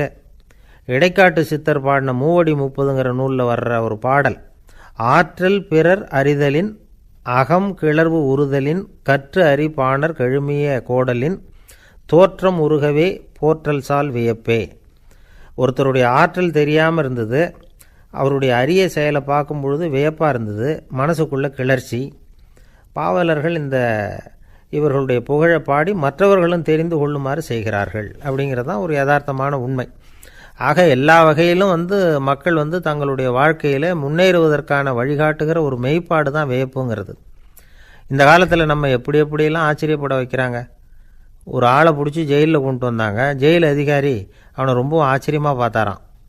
இவன் கேட்டான், ஏன் சார் அப்படி பார்க்குறீங்க, நான் இப்போ இங்கே வர்றது உங்களுக்கு ஆச்சரியமாக இருக்குதா அப்படின்னு கேட்டிருக்கான். இதுக்கு ஜெயில் அதிகாரி சொல்லியிருக்கார், நீ இப்போ இங்கே வந்ததில் எனக்கு ஒன்றும் ஆச்சரியம் இல்லைப்பா, ஏற்கனவே நீ இங்கேருந்து விடுதலையாகி போய் 6 மாதம் ஆச்சு, இவ்வளவு லேட்டாக வர்றியே அதுதான் எனக்கு ஆச்சரியமாக இருக்குது அப்படின்னாராம்.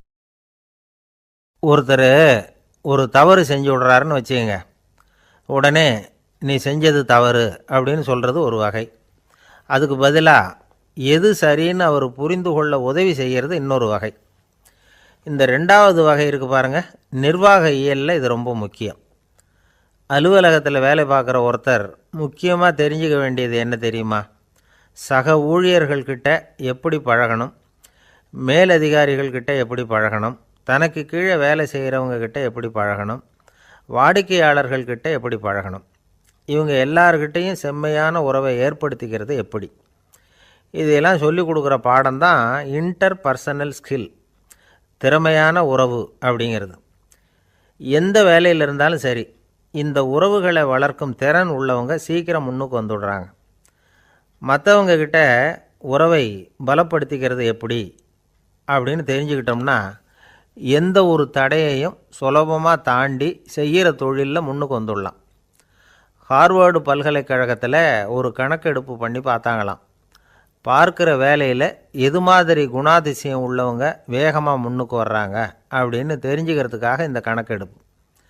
வெவ்வேறு துறையில் வேகமாக முன்னுக்கு வந்திருக்கிற பல பேரை சந்தித்து இந்த சர்வேயை நடத்தியிருக்கிறாங்க. அவங்க கண்டுபிடிச்சி சொல்லியிருக்கிற உண்மை என்ன தெரியுமா? ஒருத்தர் ஒரு வேலையில் இருந்தால் அது சம்பந்தப்பட்ட சப்ஜெக்ட் பற்றிய அறிவு 35% இருந்தால் போதுமா. ஆனால் உறவுகளை வளர்க்கக்கூடிய திறன், இன்டர் பர்சனல் ஸ்கில்லு 65% வேணும். இப்படி உள்ளவங்க சீக்கிரம் முன்னுக்கு வந்துடுறாங்களாம். அதனால் ஒருத்தருக்கு வேலை சரியாக புரியலைன்னா கூட விவரமாக மற்றவங்கக்கிட்ட பழகிறது எப்படின்னு புரிஞ்சால் போதும், அவர் முன்னுக்கு வந்துடலாம். அலுவலகங்களில் மட்டும் இல்லை, எல்லா இடங்கள்லேயும் இது ரொம்ப முக்கியம். வீட்டுக்குள்ளேயும் இது ரொம்ப முக்கியம், வீட்டுக்கு வெளியேயும் இது முக்கியம். அடுத்தவங்கக்கிட்ட பழகிறது எப்படிங்கிறத தெரிஞ்சிக்காதவன் வாழ்க்கையில் முன்னேற முடியாது. இன்றைக்கி ஆயுதங்களால் காயப்படுத்தி கொள்ளுகிறவர்களை விட வார்த்தைகளால் காயப்படுத்தி கொள்ளுகிறவர்கள் தான் அதிகம். பெரியவங்க என்ன சொல்கிறாங்க தெரியுமா? நீங்கள் இந்த பூமியில் பிறந்ததன் அர்த்தம் பூர்த்தி ஆகணும்னா அடுத்தவங்களுக்கு உதவி பண்ணுங்க. அடுத்தவங்களுக்கு உதவி செய்ய முடியாவிட்டால் கூட பரவாயில்லை, ஆனால் யாரையும் புண்படுத்தி விடாதீங்க அப்படின்னு சொல்கிறாங்க. எனக்கு தெரிஞ்ச ஒருத்தர் ஒரு அலுவலகத்தில் வேலை பார்க்குறார். அவர் சொல்லுவார், எனக்கு இந்த இன்டர் பர்சனல் ஸ்கில் ரொம்ப அதிகம் சார். சக ஊழியர்கள்கிட்ட ரொம்ப சுமூகமாக நடந்துக்குவேன். என் கூட வேலை பார்க்குற ஒருத்தருக்கு ஏதாவது ஒரு கஷ்டம்னா அந்த சமயத்தில் அவர் செய்ய வேண்டிய வேலையை நான் செஞ்சுருவேன் சார் அப்படிம்பார். நான் அவர்கிட்ட சமீபத்தில் அப்படி ஏதாவது செஞ்சுருக்கீங்களா அப்படின்னு கேட்டேன். செஞ்சுருக்கேன் சார். போன வாரம் புதன்கிழமை ஆஃபீஸில் என் பக்கத்து சீட்டுக்காரருக்கு வயிற்று வலி. உடனே நான் மெடிக்கல் லீவ் போட்டுவிட்டு எங்கள் வீட்டுக்கு போயிட்டேன் சார் அப்படின்னார். ஒரு அம்மா தெருவில் உட்காந்து என்னத்தையோ தேடிட்டு இருக்கிறாங்க. அந்த அம்மா ஒரு சூஃபி ஞானி. அவங்க பேர் என்னென்னா ரபியா அல் அடாவியா. அந்த அம்மாவுக்கு கண் கூட தெளிவாக தெரியாது. அந்த பக்கமாக வந்த சில பேர் இவங்களுக்கு உதவி செய்கிறதுக்காக வந்தாங்க. என்ன தேடிட்டு இருக்கிறீங்க அப்படின்னு கேட்டாங்க. இதுக்கு அந்த அம்மா, அந்த கேள்வி அவ்வளோ முக்கியத்துவம் இல்லை, நான் தேடிட்டு இருக்கிறேன், உங்களால் முடிஞ்சால் எனக்கு உதவி பண்ணலாம் அப்படின்னாங்களாம். உதவி செய்ய வந்தவங்களுக்கு ஆச்சரியம். எதை தேடுறோங்கிறது தெரியாமல் இப்படி ஏன் நேரத்தை செலவழிக்கிறீங்க? நாங்கள் எப்படி உங்களுக்கு உதவ முடியும்? எங்களுக்கு ஒன்றும் புரியலையே அப்படின்ட்டுருக்காங்க. சரி, உங்களை திருப்தி பண்ணுறதுக்காக சொல்கிறேன். ஒரு குண்டூசி தொலைஞ்சி போச்சு, அதை தேடுறேன் அப்படின்னாங்களாம் அந்த அம்மா. அதுக்கப்புறம் இவங்களும் சேர்ந்து தேட ஆரம்பிச்சிட்டாங்க. கொஞ்ச நேரம் ஆச்சு, ஒன்றும் கிடைக்கல. உதவி செய்ய வந்தவங்களும் அழுத்து போட்டாங்க. அப்புறம் கேட்டாங்க, இதை பாருங்கம்மா, இது ரொம்பவும் பெரிய தெரு, அகலமான தெரு. அதனால் குறிப்பாக நீங்கள் எந்த இடத்துல அந்த குண்டூசியை தொலைச்சிங்க அதை சொல்ல முடியுமான்னாங்களாம். இதுக்கு அந்த அம்மா, நீங்கள் மறுபடியும் அர்த்தமில்லாத கேள்வியை கேட்குறீங்க, உங்கள் கேள்விக்கும் நான் தேடுறதுக்கும் என்ன சம்மந்தம்னாங்களாம். இதை கேட்டதும் அவங்க ஒரு மாதிரி ஆகிட்டாங்க. என்னம்மா நீங்கள் பைத்தியம் மாதிரி பேசுகிறீங்க அப்படின்னாங்களாம். சரி, உங்களை மறுபடியும் திருப்திப்படுத்துறதுக்காக சொல்கிறேன், அதை நான் எங்கள் வீட்டில் தொலைச்சுட்டேன் அப்படின்னாங்களாம். அப்புறம் எதுக்காக இங்கே வந்து தேடிட்டுருக்குறீங்க அப்படின்னு கேட்டிருக்காங்க. ஏன்னா இங்கே தான் வெளிச்சம் அதிகமாக இருக்குது, அங்கே வீட்டுக்குள்ளே இருட்டாக இருக்குது, அதனால் இங்கே வந்து தேடுறேன். வெளிச்சம் உள்ள இடத்துல தானே தேட முடியும் அப்படின்னாங்களாம் அந்த ஞானி. இந்த கதைக்கு என்ன அர்த்தங்கிறத பெரியவங்க சொல்கிறாங்க. அதாவது இந்த தேடுதல்ங்கிறது ஒரு வியாதி. அது நம்ம சதா அலைய வைக்கும், பைத்தியமாக மாற்றுறதுக்கு முயற்சி பண்ணோம். ஒரு காலம் அது நிறைவு அடையவே அடையாது. வாழ்வுங்கிறது ஒரு புரிந்து கொள்ள முடியாத சதா இயங்கி கொண்டிருக்கிற ஒரு செயல். அதுக்கு ஆரம்பமும் இல்லை, முடிவும் கிடையாது. எதையோ தேடணும் அப்படிங்கிற உந்துதல் நமக்குள்ளே இருக்கும், ஆனால் குறிப்பாக எதை தேடிட்டு இருக்கிறோம் அப்படிங்கிறது புரியாது. அப்படி ஏதாவது ஒன்றை தேடி அடைஞ்சிட்றோம்னு வச்சுக்கோங்க, உடனே ஒரு அதிருப்தி வந்துடும். அதனால் வாழ்க்கைங்கிறது சலிப்பு நிறைந்தது அப்படிங்கிற எண்ணத்தை உண்டாக்கிக்கிறோம். ஒன்று அடைஞ்சதுக்கு அப்புறம் இன்னொன்று தேட ஆரம்பிச்சிருவோம். ஆக இந்த தேடல்ங்கிறது நாம் ஒன்று அடைஞ்சாலும் அடையாவிட்டாலும் தொடர்ந்து நடந்துக்கிட்டு தான் இருக்கும். இதுக்கு முடிவே கிடையாது. இந்த உண்மையை நாம் நல்லா புரிஞ்சுக்கணும் அப்படிங்கிறது பெரியவங்களுடைய கருத்து. ஏழையும் தேடுறான், பணக்காரனும் தேடுறான், நோயாளியும் தேடுறான், நோய் இல்லாதவனும் தேடுறான், அதிகாரம் உள்ளவனும் தேடுறான், அதிகாரம் இல்லாதவனும் தேடுறான். முட்டாளும் தேடுறான், அறிவாளியும் தேடுறான். ஆனால் யாரும் இதை தான் தேடி சாதிக்க போகிறோம், இதுதான் முடிவு அப்படின்னு திட்டவட்டமாக சொன்னதில்லை. ஒன்று அடைஞ்சதும் இன்னொன்று தேட ஆரம்பிச்சிடுறாங்க, அவ்வளோதான். அதாவது உங்களின் தேடுபவர் உங்கள் உள்ளேதான் இருக்கிறார், அவரை தேடி கண்டுபிடியுங்கள். இதுதான் ஞானிகள் நமக்கு சொல்லுகிற ஒரு ஆலோசனை. நம்மால் ஒருத்தன் ஜெயிலில் இருந்தான். இன்னொரு கைதி அவனை பார்த்து கேட்டான், ஏன்பா உன்னை பார்க்குறதுக்கு வெளியிலேருந்து யாருமே இங்கே வர்றது இல்லையே, உனக்கு சொந்தக்காரங்களே கிடையாதா அப்படின்னு கேட்டானான். ஏன் இல்லை, எனக்கு சொந்தக்காரங்க நிறைய பேர் உண்டு, அவங்க என்னை பார்க்க வராததுக்கு காரணம் வேற அப்படின்ட்டுருக்கான் இவன். என்ன காரணம்னு கேட்டான் அவன். அதுக்கு இவன் சொன்னானான், அதுக்கு என்ன காரணம்னா அவங்க எல்லாரும் இங்கே உள்ளேயே இருக்கிறாங்க அப்படின்னானா. ஒரு சீன தேசத்து அரசர் இருந்தார். அவருக்கு வயசாயிட்டுது. அவருக்கு அடுத்தபடியாக அவருடைய புள்ள பட்டத்துக்கு வரணும், ஆட்சி பொறுப்பை ஏற்றுக்கணும். ஒரு நல்ல தலைவனுக்கு இருக்க வேண்டிய பண்புகள்லாம் தன்னுடைய மகனுக்கு இருக்கணும்னு விரும்பினார் அந்த அரசர். அதனால் இளவரசனை பக்கத்தில் இருந்த ஒரு குரு கிட்ட அனுப்புனார். இளவரசன் அவர்கிட்ட போய் சேர்ந்தான். அந்த குரு என்ன பண்ணார் தெரியுமா, இவனை பார்த்து சொன்னார், இதை பாருப்பா, நீ என்ன பண்ணுற, இப்போவே பக்கத்தில் இருக்கிற காட்டுக்கு போ, நடு காட்டில் போய் ஒரு இடத்துல உட்காந்துக்கோ, அங்கே என்னென்ன சத்தம்லாம் உன் காதில் விழுதுன்னு கவனித்து கேளு, உன் காதில் விழுந்த ஓசைகள் என்னென்னங்கிறத என்கிட்ட வந்து சொல்லு, அதுதான் எனக்கு தெரியணும், உனக்கு வேலையும் அதுதான் அப்படின்னு சொல்லி அனுப்பி வச்சுட்டார். இளவரசன் காட்டுக்கு போனான். குரு சொன்னபடியே ஒரு இடத்துல உட்காந்து கவனித்து கேட்டான். அதுக்கப்புறம் குருக்கிட்ட திரும்பி வந்தான். என்னென்ன சத்தம்லாம் கேட்ட அப்படின்னு கேட்டார் குரு. குருவே, காட்டில் நான் பறவைகள் சத்தம்லாம் கேட்டேன், மிருகங்களின் ஓசையையும் கேட்டேன், இதை தவிர இடி மின்னல் மழை இதுகளோட சத்தத்தையும் கேட்டேன் அப்படின்னா. குரு யோசனை பண்ணார், நீ இன்னமும் சரியாக கேட்கல, அதனால் மறுபடியும் காட்டுக்கு போ, கொஞ்ச நாள் தங்கியிருந்து கேட்டுட்டு வா அப்படின்னார். இளவரசனுக்கு ஒன்றும் புரியல. இருந்தாலும் குருவின் கட்டளையாச்சே, மறுக்க முடியுமா? உடனே அவன் மறுபடியும் காட்டுக்கு போனான். ஒரு இடத்துல உட்காந்தான். கொஞ்ச நேரம் உன்னிப்பாக கவனித்து கேட்டான். சில நாள் கழித்து குருக்கிட்ட திரும்பி வந்தான். குருவே, இந்த தடவை சில துல்லியமான சத்தங்களை எல்லாம் கேட்டான். தேனீ பறக்கிற சத்தம், நீரோடையின் மெல்லிய ஓசை, இதெல்லாம் கேட்டேன்னா. குரு சிரித்தார். நீ மறுபடியும் காட்டுக்கு போ, இன்னும் சில நாள் அங்கே இரு, முழுமையாக கவனமாக கேட்டுக்கிட்டு வா அப்படின்னு சொல்லி அனுப்பி வச்சுட்டார். இளவரசனுக்கு குழப்பம் அதிகமாயிட்டுது. ஒன்றுமே புரியல. மறுபடியும் காட்டுக்கு போனான். மௌனமாக ஒரு இடத்துல உட்காந்துட்டான். அப்படியே தியானத்தில் ஆழ்ந்துட்டான். சில நாளில் அவனுக்கு இதுவரை கேட்காத ஓசைகள்லாம் கேட்க ஆரம்பிச்சிட்டுது. இதைத்தான் நான் கேட்கணும்னு என்னுடைய குரு எதிர்பார்த்துருக்கிறாருங்கிறத புரிஞ்சுக்கிட்டான். உடனே குருக்கிட்ட ஓடனான். குருவே, இந்த தடவை காதுகளுக்கு கேட்க முடியாத சில ஓசைகளை கூட என்னால் உணர முடிஞ்சுது. பூ மலருகிற ஓசை, சூரியனால் பூமி சூடாகிறப்போ எழுகிற ஓசை, காலை பனித்துளியை இந்த புல்லுலாம் குடிக்கிற ஓசை, இது எல்லாம் என்னால் நல்லா கேட்க முடிஞ்சுது அப்படின்னா. குருவுக்கு இப்போ தான் திருப்தி ஏற்பட்டு தான். இளவரசனை பார்த்து சொன்னார், இதை பாருப்பா, இப்போ தான் நாட்டை ஆளுகிற தகுதி உனக்கு வந்திருக்குது அப்படின்னு சொல்லி அதுக்கு விளக்கமும் கொடுத்தாராம். எந்த அரசன் தன்னுடைய மக்களின் இதயம் பேசுகிற மௌன மொழியை, மௌன வார்த்தைகளை கேட்குறானோ அவன்தான் ஆள தகுதி உள்ளவன். எந்த அரசன் தன்னுடைய மக்களின் உணர்ச்சிகளை உண்மையாக உணர்றானோ அவன்தான் முதன்மையான அரசன். போலி வார்த்தைகளை மட்டும் கேட்டுட்டு பல மௌன ராகங்களை காதில் வாங்கிக்காத